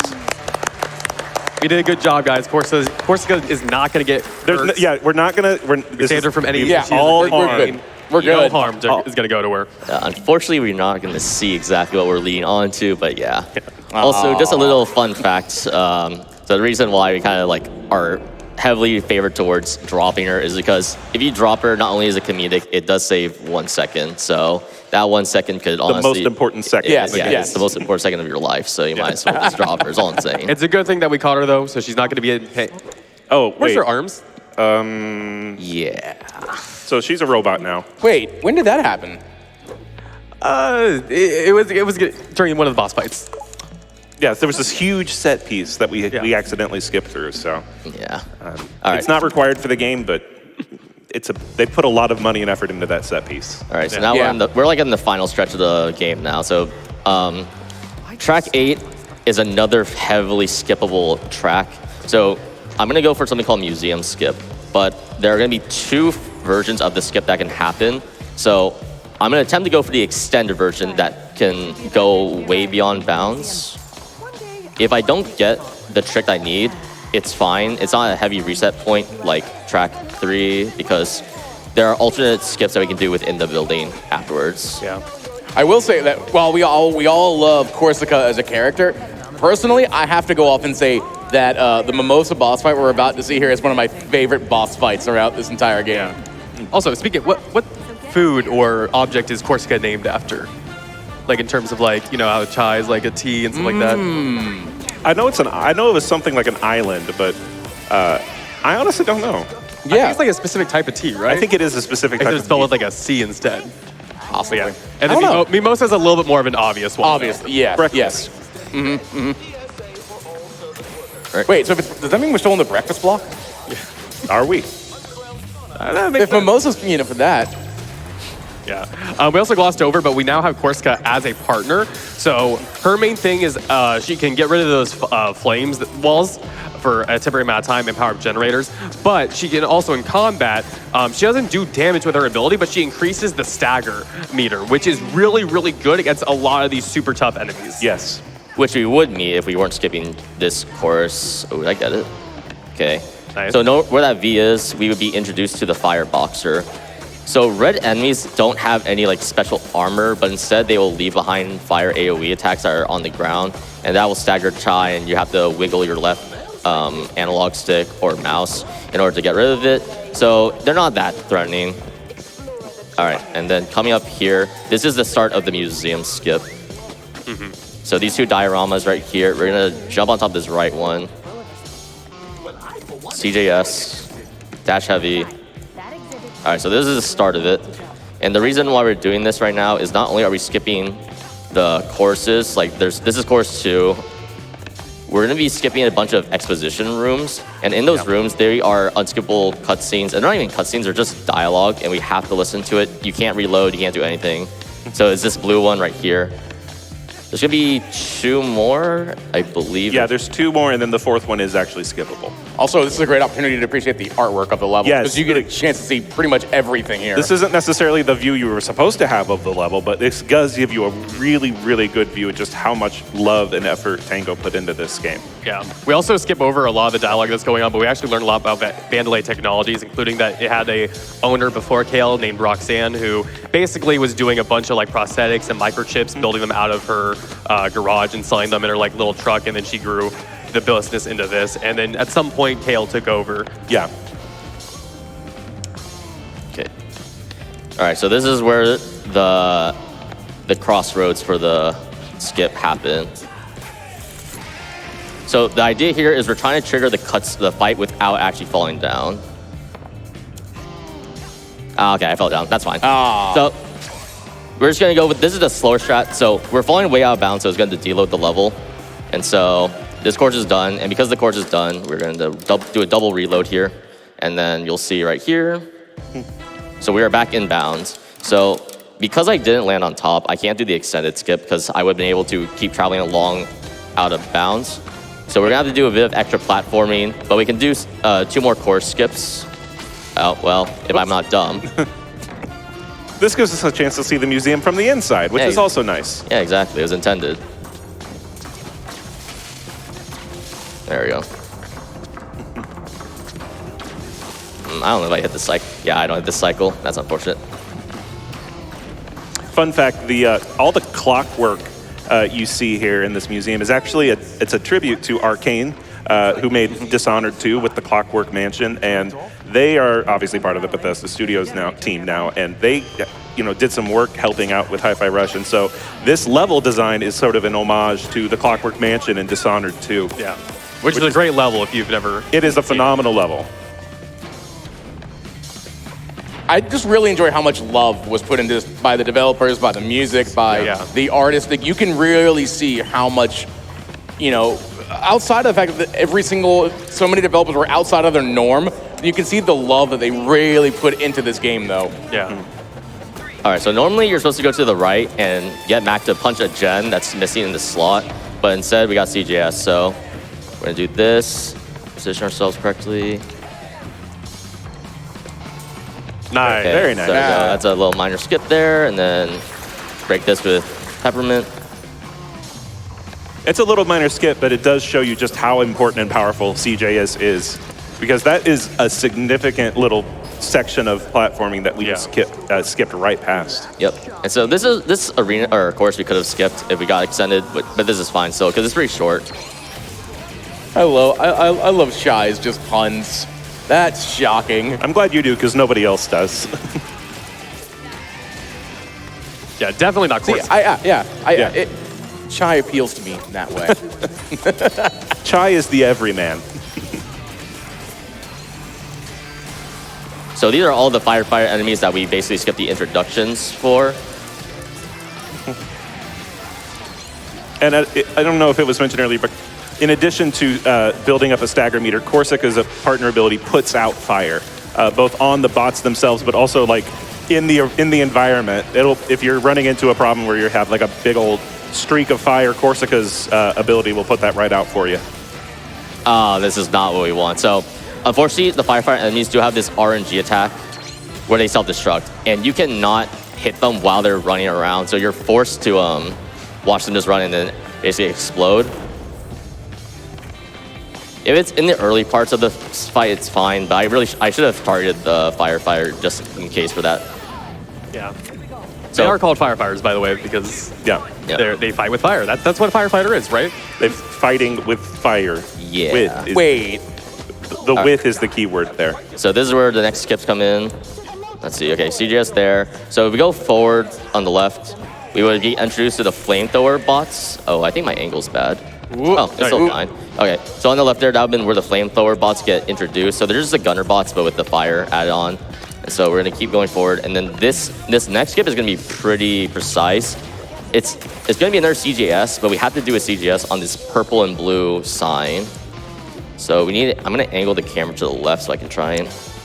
Okay, that's fine. And now, Echo Splash.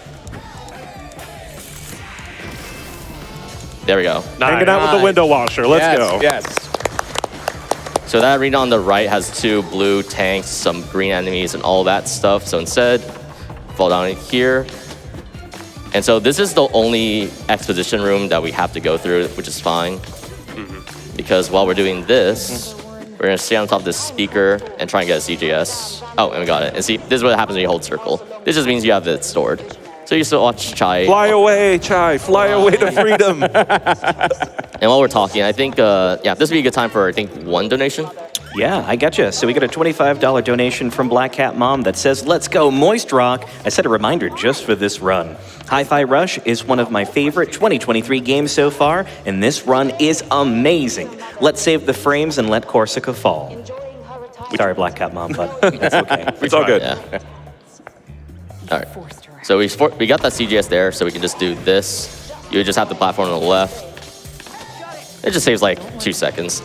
And you have enough time to store that. All right, and we're heading. We have 1 more gen platforming room here. It is also worth noting that, we talk about all the collectibles and all the stuff that's in here. You can, later on in the game, get things you can customize with Chai. Naturally, because we're doing, new game, we're, 80%, new game, we're not going to be doing a lot of those upgrades. But we can actually get some alternate costumes. Yeah. Not that plays any attention to what's coming up next. No. Like, I think you get, like, the hospital gown at the very beginning of the game again. Yeah, you can get that, yeah. Like, very small ones You like get that. a few like shout outs to like Evil Within, like some jokes like there. You get some like cross-boss cosplay. This, by the way, is my least favorite arena in the game to play. On Rhythm Master, I do not want to say how many times this arena took me. But the big thing about this arena, you kind of saw it with the arena before. There's electricity running through the floor. So every so often you'll see those little yellow squares. That's a sign you want to get out of the way, because of all the things you can't parry in Hi-Fi Rush, you can't parry electricity, apparently. You can parry a volcano, you can parry construction signs, you can parry air, but you can't parry electricity and you can't parry fire. Yeah. You can parry a volcano, but you can't parry... Well, to be fair, Oh, he's man, that fighting with sucks. a magnetic guitar, so... Yeah, okay, you know what? Yeah, that's fair. actually a good point, yeah. Like, That a he can't- volcano that he doesn't doesn't- conduct A electricity. mechanic guitar that he doesn't know how to play. Yeah. All right, whatever. That's fine.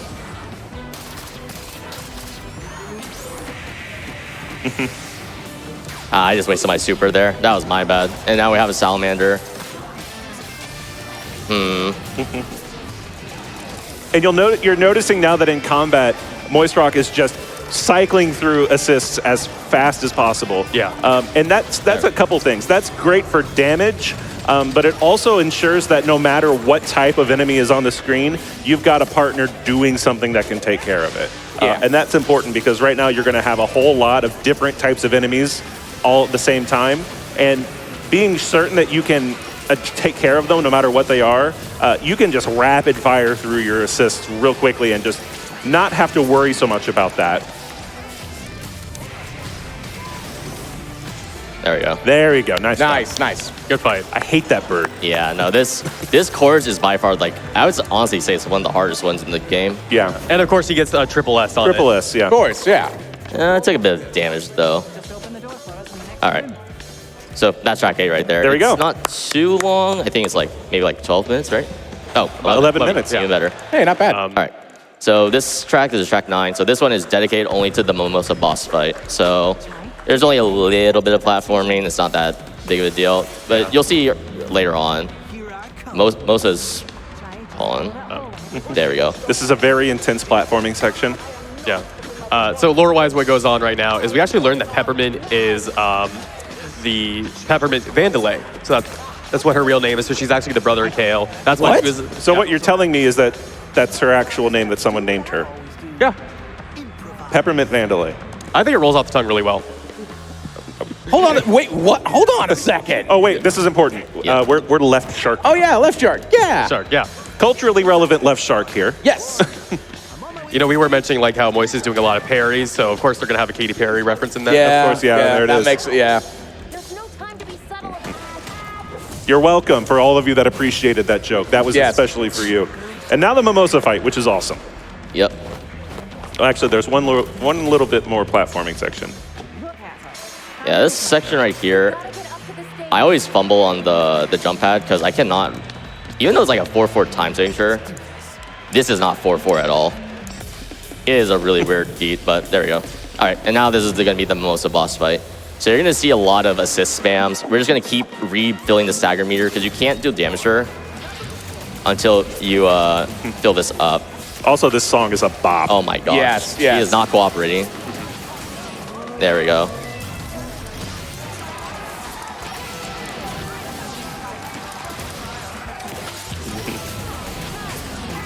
So the thing with the Mimosa gimmick is that unlike the other bosses to this point, Mimosa actually is shielded. You can see the shield bar under the health bar, and you have to deplete that shield bar in order to do damage, or at least most of the damage. So it's a little tricky because you have to basically rush her down to get her shield down, and then just pump as much damage into her as you can while you have that damage window open. Or you can just do what MoistRock does and just absolutely obliterate the fight. Yeah, yeah. Would you say you have to hi-fi rush her down? Yes, actually, I would say that. I think so. All right. Where am I need my Dreamcast fans here. Where are my Dreamcast fans? Because we are about to play Space Channel 5. Give it up for Space Channel 5, everyone. I want to hear this. Wait, I thought he said he couldn't play guitar. No, he can't. He can't. Does it look like he's playing? Yeah, the guitar is kind of shaking the not right way. I think 808 just being a great wingman and just like playing sound effects. And he's just like strumming in front of it. You can tell. Just look at the expression on 808's face right here. 808 wishes that she was anywhere else in the world right now. Wait. Are there actually meow sounds? I don't think so, no. I kind of heard it. Yeah, I gotta hear it. That is an all-time wingman moment, if that's the case. That is. I think. Again, as long as Chai's having fun during this. Yeah, of course. Yes. Also, Chai performing with his back to the audience, as any good performer is taught to do. Of course, yes. Very, very much a rock star moment. Yes. All right, so this is the last phase right here. So I saw at the back she's going to do a rhythm parry animation attack. It's not going to be a rhythm parry, though. So instead, she's going to trap us in this box. And we need to destroy these 2 nodes with Peppermint and Mac. You can parry that equalizer wave, and it makes this section so much easier for it. Again, you can parry the world. Parry the world. Again, shout outs to Wooly. This should be it. Just a little bit. Ah, dang. Okay, there it is. Almost a 2-phase. Really good fight. All right. And the last set of rhythm parries there, and then that should be the fight. This is you can't skip this. This is a forced rhythm parry. There you go. One more. Yep.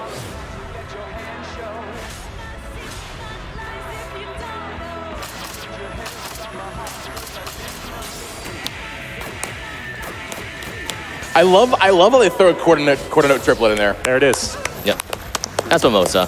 Not too challenging, just a little annoying just because her flight patterns in the beginning are slightly RNG based, so the more she flies, the worse it is for you. You want her to stand still just so you can just build up the meter as fast as possible with some air lights. But it's good nonetheless since Corsica and Peppermint together are able to target her in the air. And just a bit of some dialogue. We can actually just smash and skip through this. And Nice. 450, it's pretty good. And now we're gonna go on to the second to last platforming stage. Although the last platforming stage is gonna go by really fast. But first is gonna be track 10, and we're gonna be going towards, what's his name? Rockford, yeah. Oh yeah. Who is a totally normal boss. Yeah. Totally. Yeah. Also, I just skipped there. That's their plan to infiltrate Vandalay's headquarters. And so we're gonna use a cannon to blast ourselves into that tower in that background. Great plan, by the way. I mean, It's a solid plan. No, Yeah. I mean, yeah. But yeah, so Rockford, the boss is basically like the head of accounting. We actually saw him earlier yelling at Zonzo for spending too much money. He's actually really inspired by Leonardo DiCaprio's Wolf of Wall Street character. Yeah. So Yeah. you'll see the similarities later on. Yeah. me off as kid at TLS. All right, so there's You'll gonna be notice- yeah. 3 enemies here. So it's gonna be orange right in front of me. There's gonna be a green sword in the middle, and then just a regular sword here. So I'm gonna do a stomp off at the beginning. Okay, unfortunately I did not get the early hit on this guy.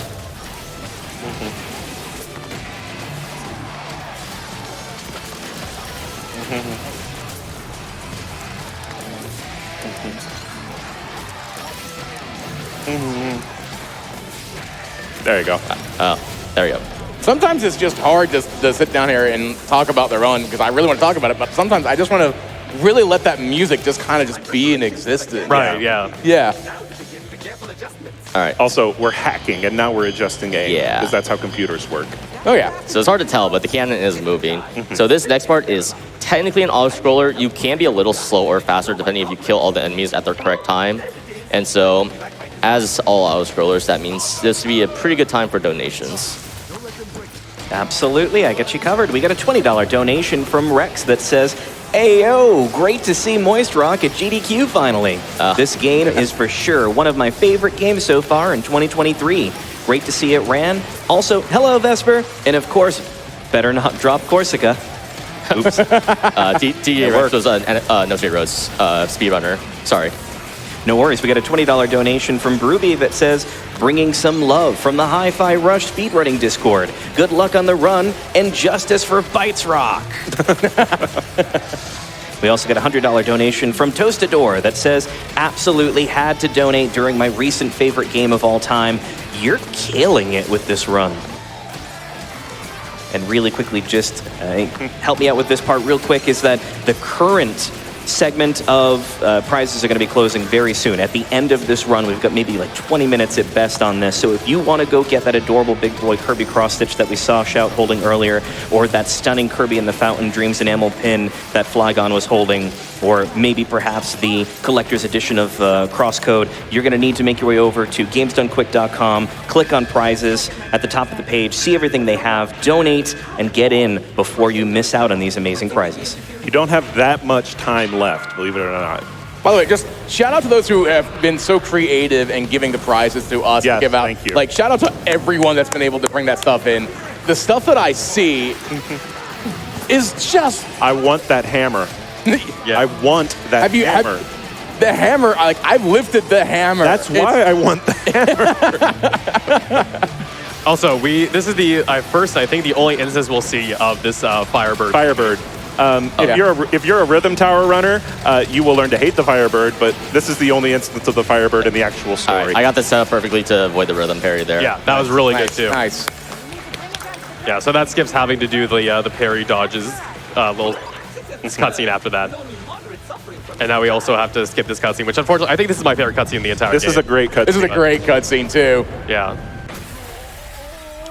This is probably the only instance of the game where I wish we could get away with not playing on streamer mode, because Oh man, this is I won't spoil it for you. it is. I so... encourage you to go play this at home, because this fight with the original licensed music is so fun. Yeah, I think this is like my favorite arena in the game. Yeah, yeah. It was like the moment the song kicked in and I heard the beat, I was like, oh, they did it. And it was just so for the moment. Also, it's hard. It's a hard It's a arena. very- yes, yes. MoistRock just made that look silly. Got to take out the motorcycle first, as always. Also, I love that it's a food court. We just go straight into a food court and there are robots at a food court. Yeah. So what does the food court serve? Hamburgers. I think, yeah, and it's... I mean, to be fair, there's like 5 humans on Vandalay Island. yeah, they got to eat something. Yeah. Yeah. All right, so you see this little samurai guy over here who's a chef. Oh, he's hype. He's vibing to the music. Yeah, he's vibing a little too hard. Oh, no. Oh, no. All right. So we're going to do a setup similar Yes, to chef. the first Yeah, yes, chef. samurai.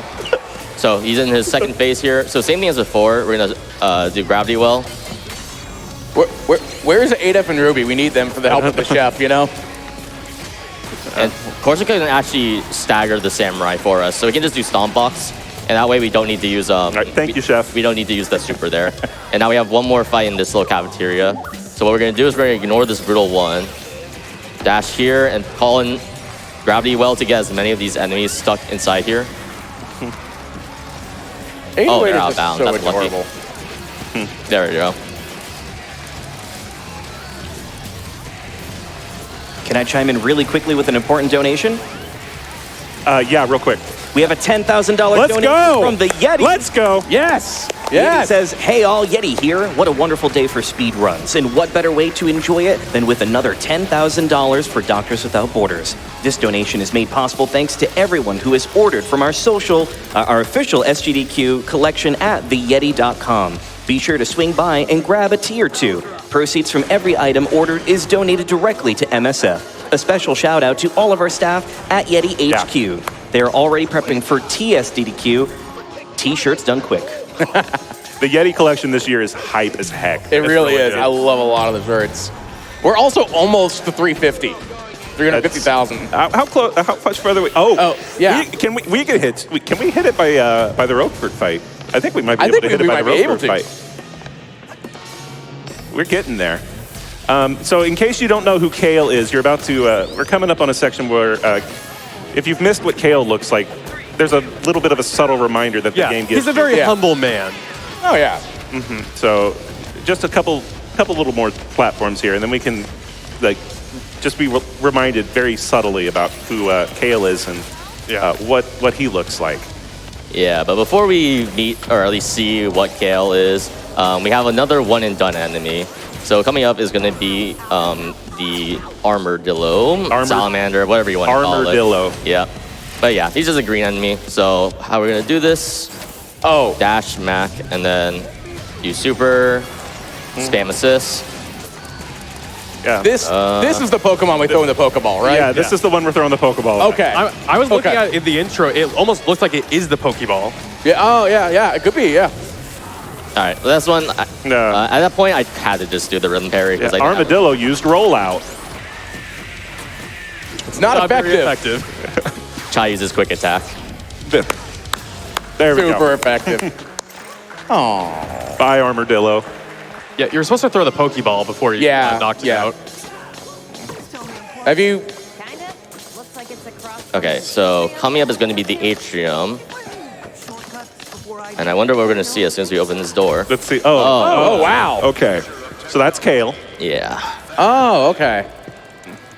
Glowing, very sparkly. Very modest. Yeah, very modest. Gives me like Handsome Jack vibes. Yeah. Okay. So. I mean, if I'm in a shopping mall like that, it may, you gotta put something in the middle like that. Yeah. I don't know if I throw myself as a giant statue, but I mean, to each their own. So we're about to we're going to immediately do a double load after the loading on the bottom right, which is that little MP3 player. So the reason, there's not exactly a reason or we don't know why this works. My theory is that when you do a double load, especially in this section, it will remove all the entities from before. And so that this makes the game focus on spawning everything within this atrium. And when I mean spawning stuff, I mean specifically a magnet that we are going to try and get here. So CGS, we're going to go to where this tree is.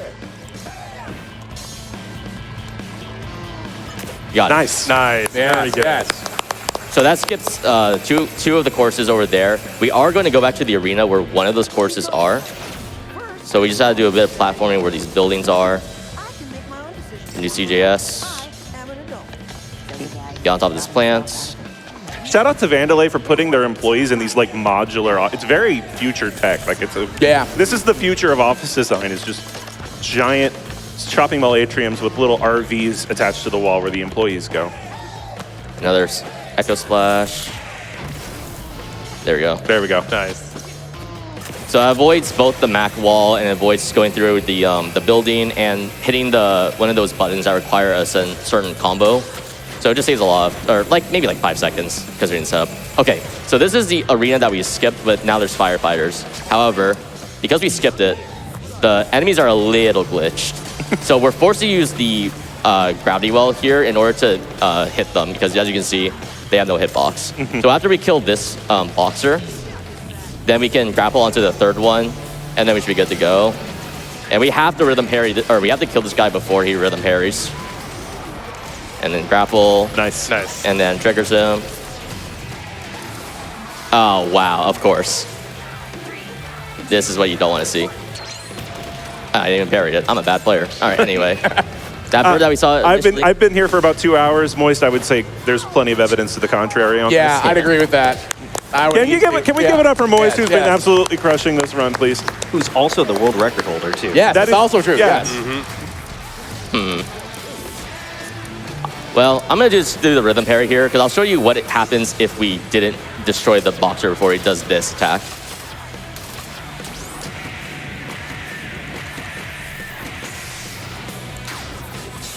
Yeah, so I don't know if you might have seen a glimpse of that, but hold on, yeah, you see that laser? Oh. Yeah, so the reason why we have to not, or why we can't do that rhythm parry with the boxer is because it spawns all the enemies from this courses that we had skipped.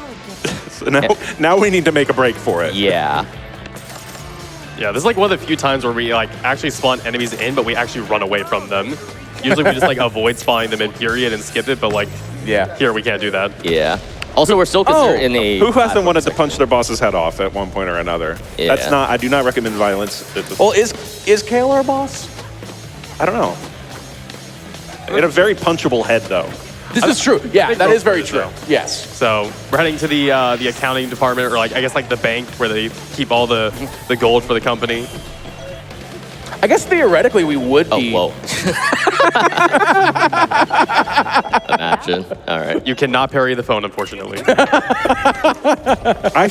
gosh, if I could parry the phone at my job, I would parry Right? every single phone call I got. Right. Okay, so obviously this is a huge arena full of like 20 samurais. We're gonna fight 20 samurais, right? Well, yeah. Oh wow, that's a Awoo. So this is awoo. Roper. Yes. Yes. Now, I would say Roper, even on a casual playthrough on easy mode, he is actually the highest damaging boss besides Kale. So it's like, I'm just gonna keep using light attacks like, okay, well, and not get hit there, but yeah. Now I get the Leonardo DiCaprio. Yeah. The wolf. Yeah, Yes. it is. Yes. Yeah. Yes. You gotta Yes. see it now. Yes.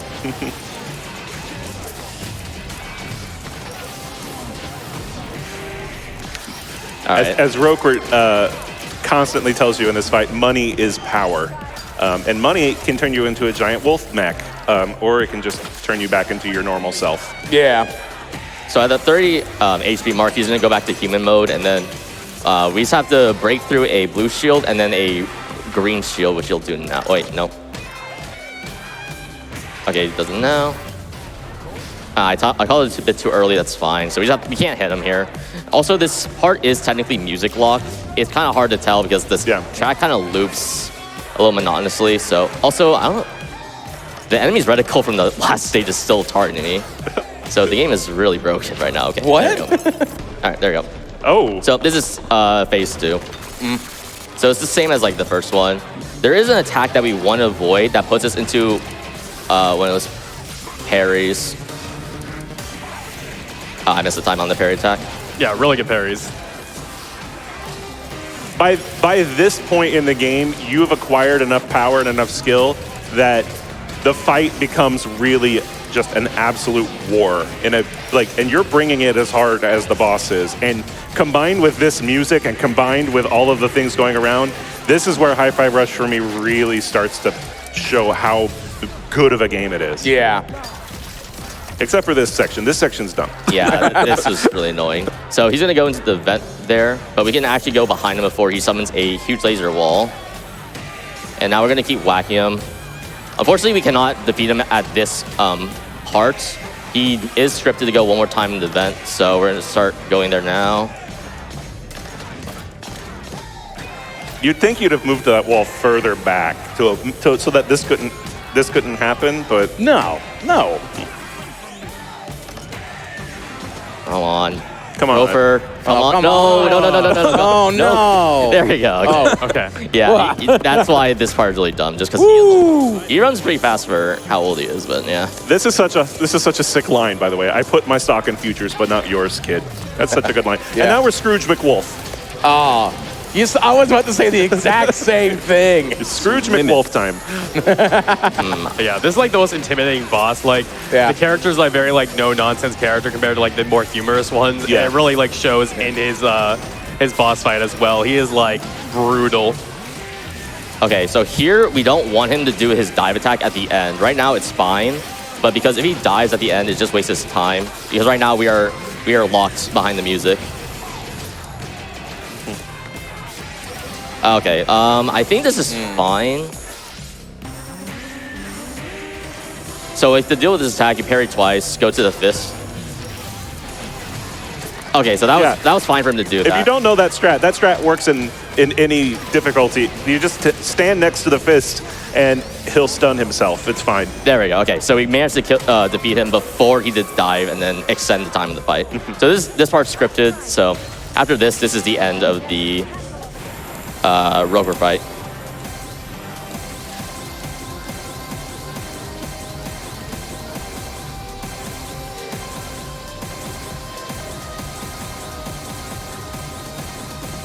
And there we go. That's Roquefort. Yeah. Nice, yes.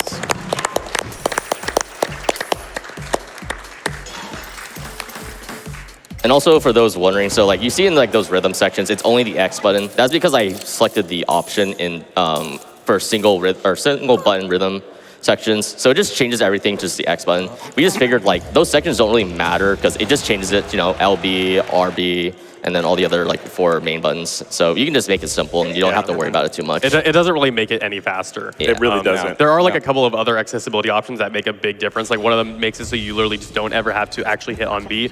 Those ones we typically don't allow in this category. But the single press, like, it just is easier for the runner's hands and healthier for them. Oh, hey, look, it's Roxanne. I think. Yeah. So that's It's Roxanne putting on the red wall. Or is it still a red light? It's not. It's the lasers. No one? No one? Okay. All right. So the joke about track 11 is that this this rhythm that is a cutscene basically takes longer than the actual platforming, the level, which we will showcase pretty briefly. But while we do these X presses, I guess it'd be a good time for a few more donations. Absolutely, MoistRock. We've got a $50 donation from the Killer Wolf fitting that says, Yeah. Hi, Moist. Super cool to see how far this game has come from the early discoveries. Excited to see you beat the game fast. Thank you, Killer Wolf. We've also got $107.31 from Beach Thunder, who says, Blorf. Thank you. Thank you. We've also got a $20 donation from Anonymous that says, I heard someone ask for music puns? Then let's increase the volume and go up an octave. I hope some of these puns hit the right notes, but I fully expect some of them to come a bit flat. After all, the puns aren't exactly my forte. Let's keep up the donation tempo and end on a great harmony. And then we got Tristan coming in at $75 saying, drop You know her. you want to.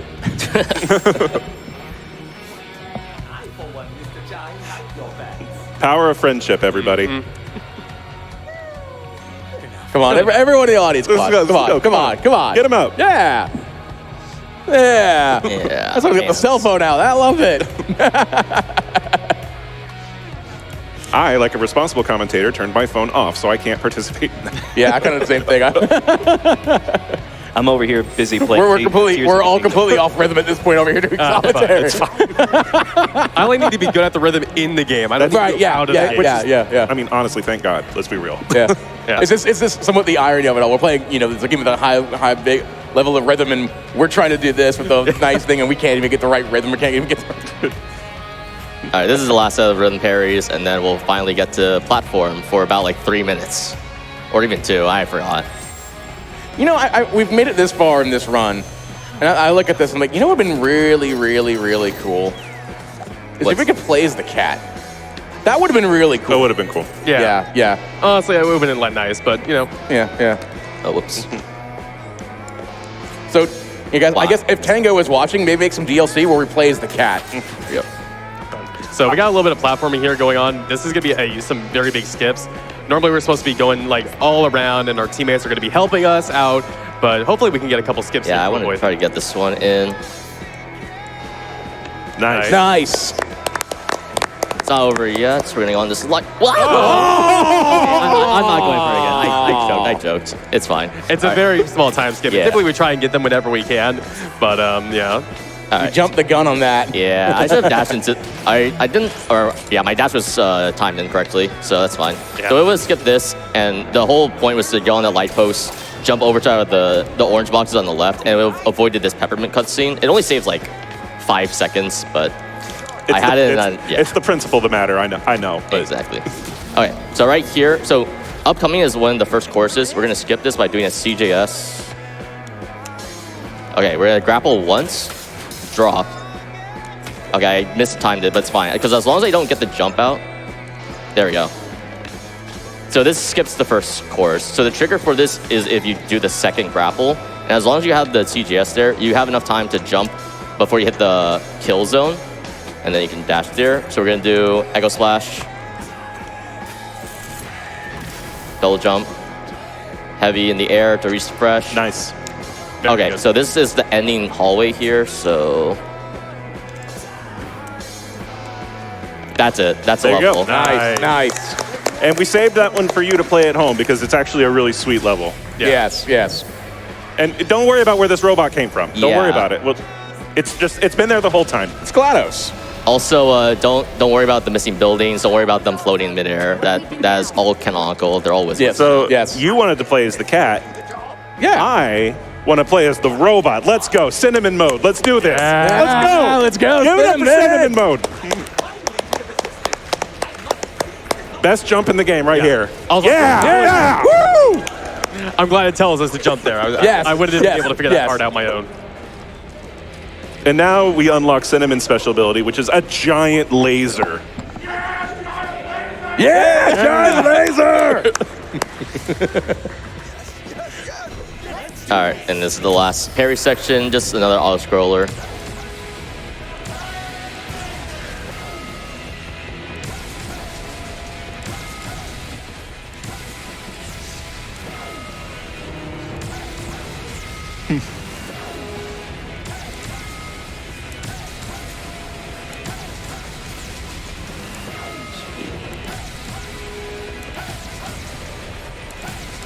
All right, that's it. There we go. That is track Yeah, 11. how do you hide the giant laser in Yeah. that robotic arm? Well, it's a plug-in.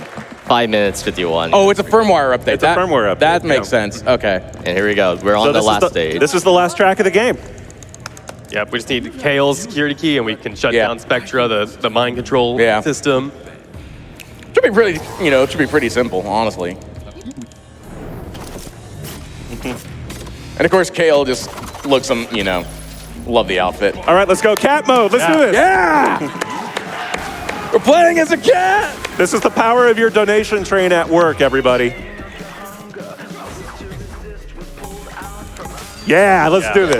GT in the game. Yes! Also, if you're wondering why we're playing as 808 right now, is because Chai is basically hypnotized because he's being mind controlled because he finished Spectra's program is finished, but it only takes 2 swipes. So here we go. Bam. All right, and Let's do it. now is the actual fight. Yes. Cat combat, everybody. Yeah. And here we are, the last fight of the game. So you see Kale does have a shield bar, just like Mimosa did. So you're still going to be able to do some damage to Kale, but when that shield drops, that's when you're going to really be able to pour it on.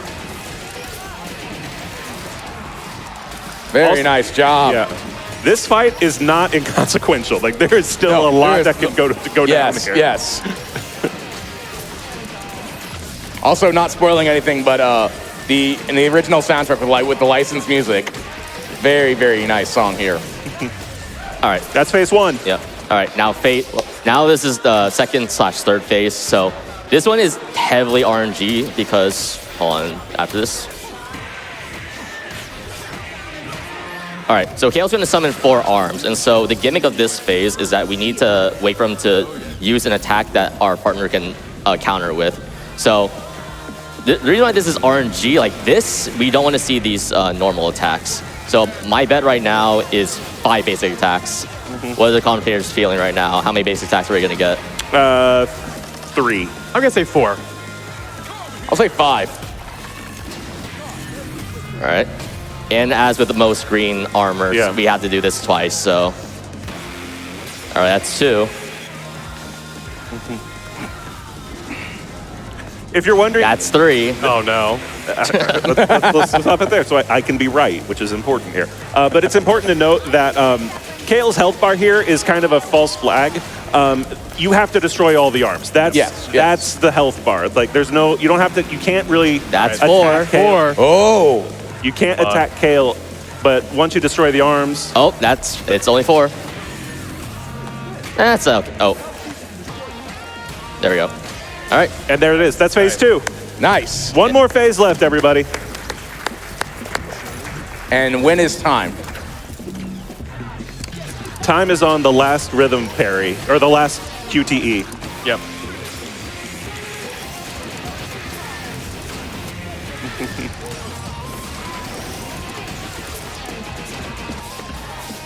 Y'all, when this fight ends, I want you to pop off because MoistRock has been killing this run. It's been amazing. Yeah. This is a run where you just need to be good at everything. Combat, movement, out of bounds glitches. And you need to be perfect for a very long time. Yeah. And this is not, I mean, and it ends with the hardest boss fight in the game. All right. And we're about to come out. we're on almost time here. done. We're almost done.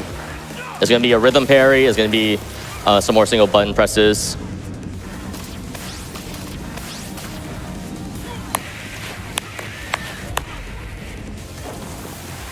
And then we get one rhythm with each of our partners.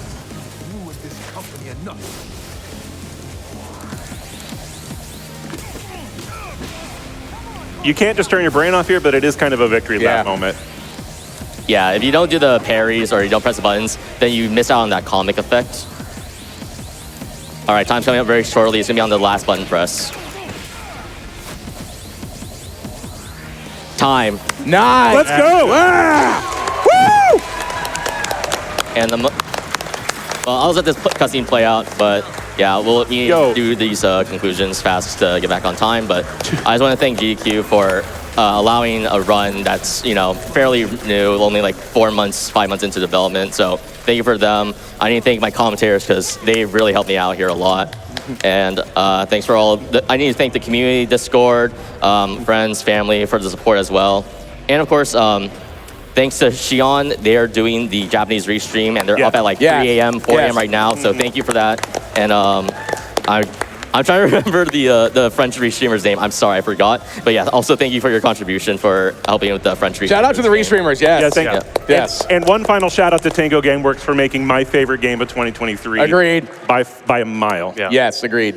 And then skip the cutscene. I mean, the game's basically over, and then it's going to be game's over. It's going to be a credit scene. And before we head off, let me just quickly do one thing. Oh, by the way, we need to do the this thing. Is very important. By the way, this is 2:20:32.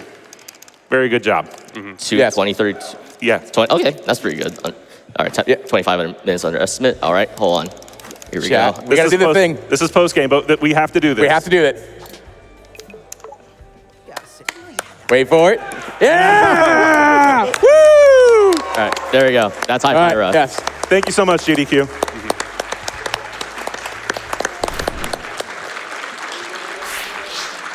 What a run. Everybody, please continue the applause for MoistRock.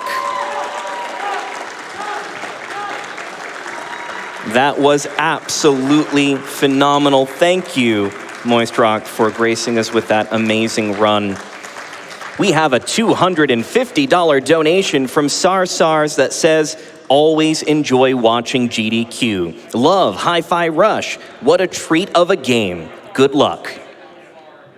All right, everybody. We are going to start getting ready for what's coming up next. And in the meantime, relax. Take a drink of water. Stretch a little bit. We're going to just take a quick little break. Don't go away. We'll be right back.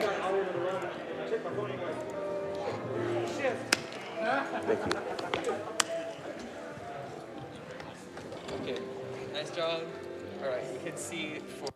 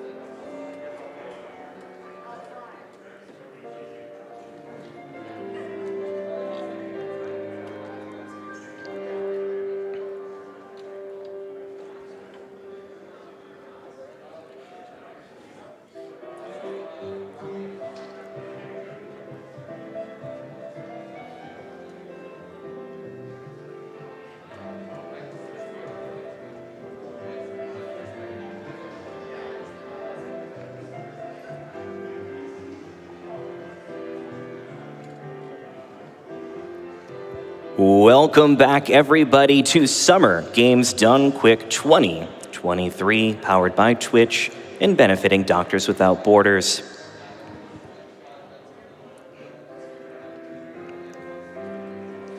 We have a $50 donation from AppSky that says, Hi-Fi Rush. Let's rush every donation we can to benefit Doctors Without Borders.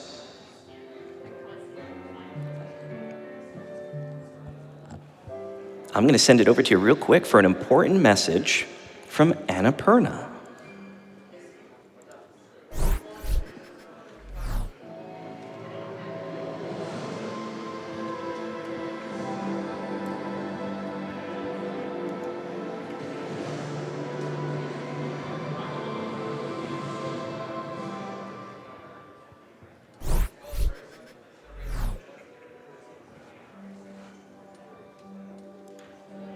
Intel Gaming Beyond Performance. More threads, more cores, and the latest hybrid performance architecture.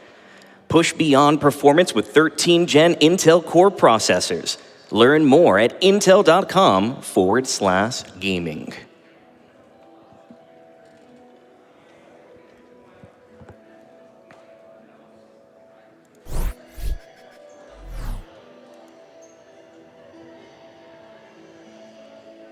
We've got a $25 donation from Anonymous that says, so hyped to see Hi-Fi Rush being run. Save the coffee machine and drop Corsica. I'm sorry, Anonymous, but we had to save Corsica. All right, everybody, that's going to do it for me here on my first shift of the event. I'll be back again on Saturday for Claris's Fire Emblem Engage run and Etiquette's Pokemon Scarlet or Violet run. Really important. Look out for that bid war where you get to have the final say in which version Etiquette's going to play. Although our time may have come to an end today, fret not, for you're going to be in the very capable hands of trainer Unade. I'm going to pass it over now to an interview for the Elder Scrolls Anthology with Kizaron interviewing Kronos R. Take it away.